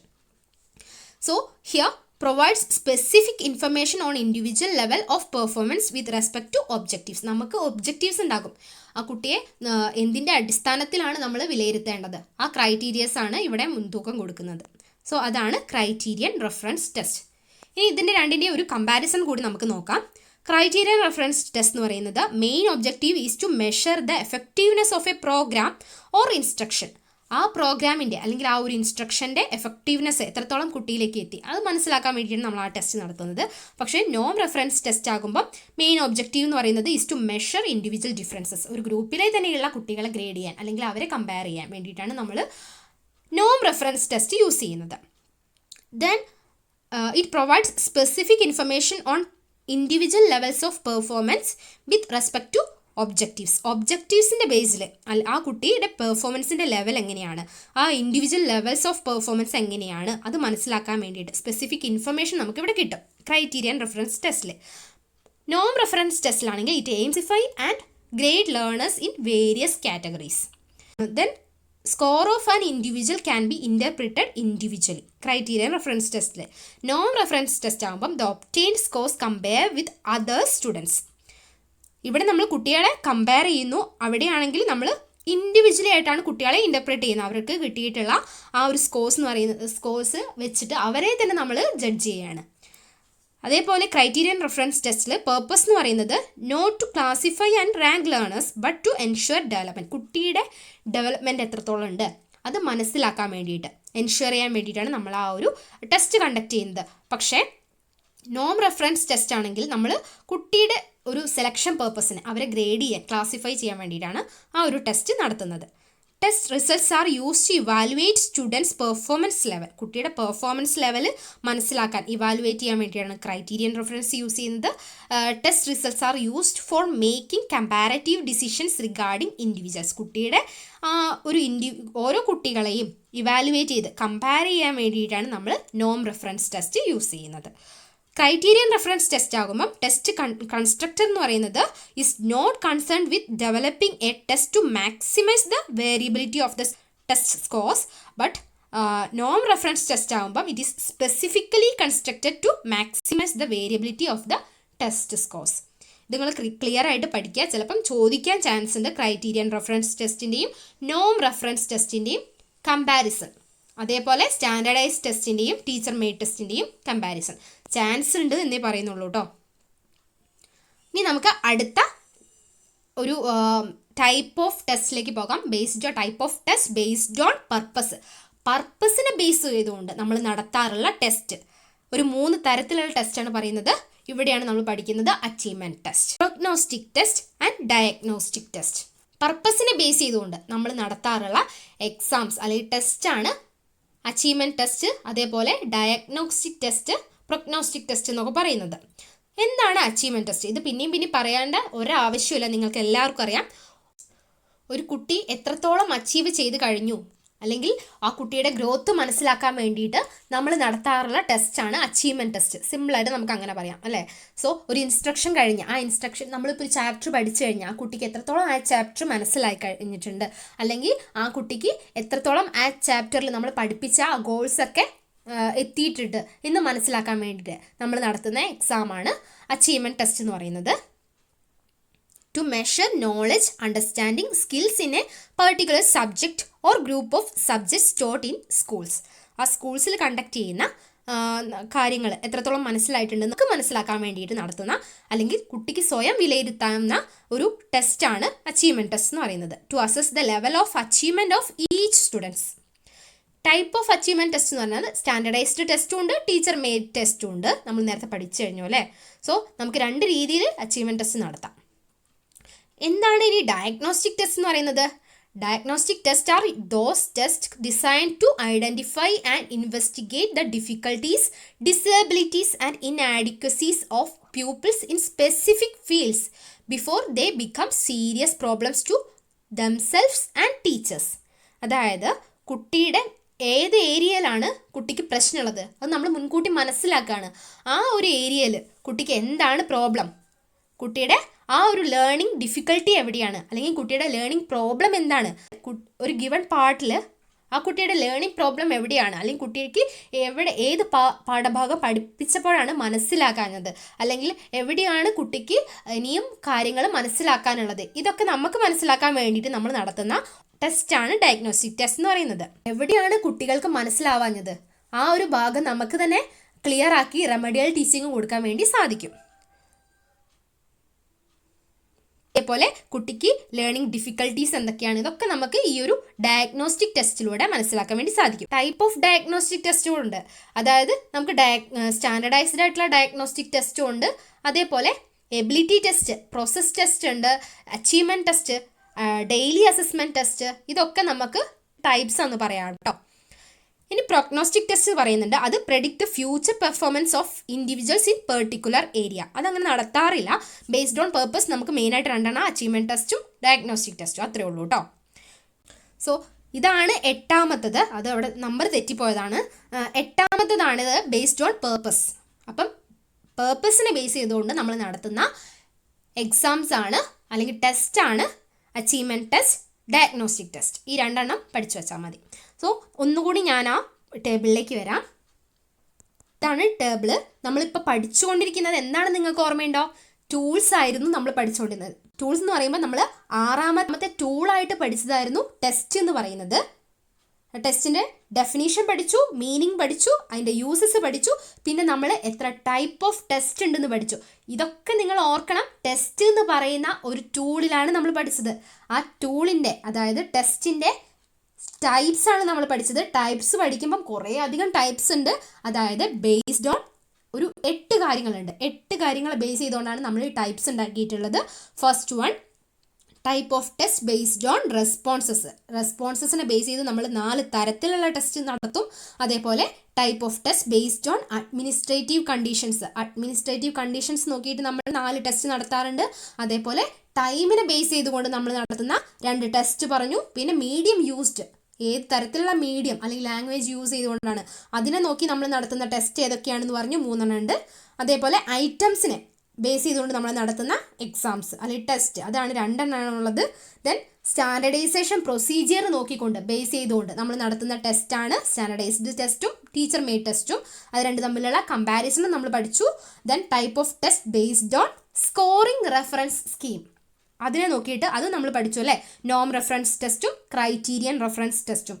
ലാസ്റ്റായിട്ട് നമ്മൾ പഠിച്ചതാണ് type of test based on purpose. So ഈ 8 തരത്തിലാണ് നമ്മൾ ടൈപ്പ് ഓഫ് ടെസ്റ്റ് ഡിവൈഡ് ചെയ്തിട്ടുള്ളത്. അതിൻ്റെ അണ്ടറിൽ കുറേ അധികം ടൈപ്പ് ഉണ്ട് എന്ന് നമ്മൾ പഠിച്ചു. ഇതാണ് 6ാമത്തെ ടൂളായിട്ട് പറയാനുള്ളത്. സോ ഈ ഒരു ക്ലാസ്സിൽ നമ്മൾ ടൂൾസ് ആണ് പഠിച്ചത്. ടൂൾസ് ആൻഡ് ടെക്നിക്സിലെ ടൂൾസ് ആണ് പഠിച്ചത്. 6 ടൂൾസ് നമ്മൾ പഠിച്ചു. ലാസ്റ്റ് പഠിച്ച ടൂളാണ് ടെസ്റ്റ്. സോ ഈ 6 ടൂൾ ഏതൊക്കെയാണെന്ന് ഓർക്കാൻ പറ്റുന്നുണ്ടോ? Anecdotal record, check list, rating scale, cumulative record, then questionnaire, 6ാമത് പഠിച്ചതാണ് ടെസ്റ്റ്. ഈ ഒരു 6 ടൂൾസാണ് നമ്മൾ ഇന്ന് പഠിച്ചത്. ഇത്രയേ ഉള്ളൂ കേട്ടോ ഇന്നത്തെ ക്ലാസ്. മനസ്സിലായി എന്ന് വിശ്വസിക്കുന്നു. താങ്ക്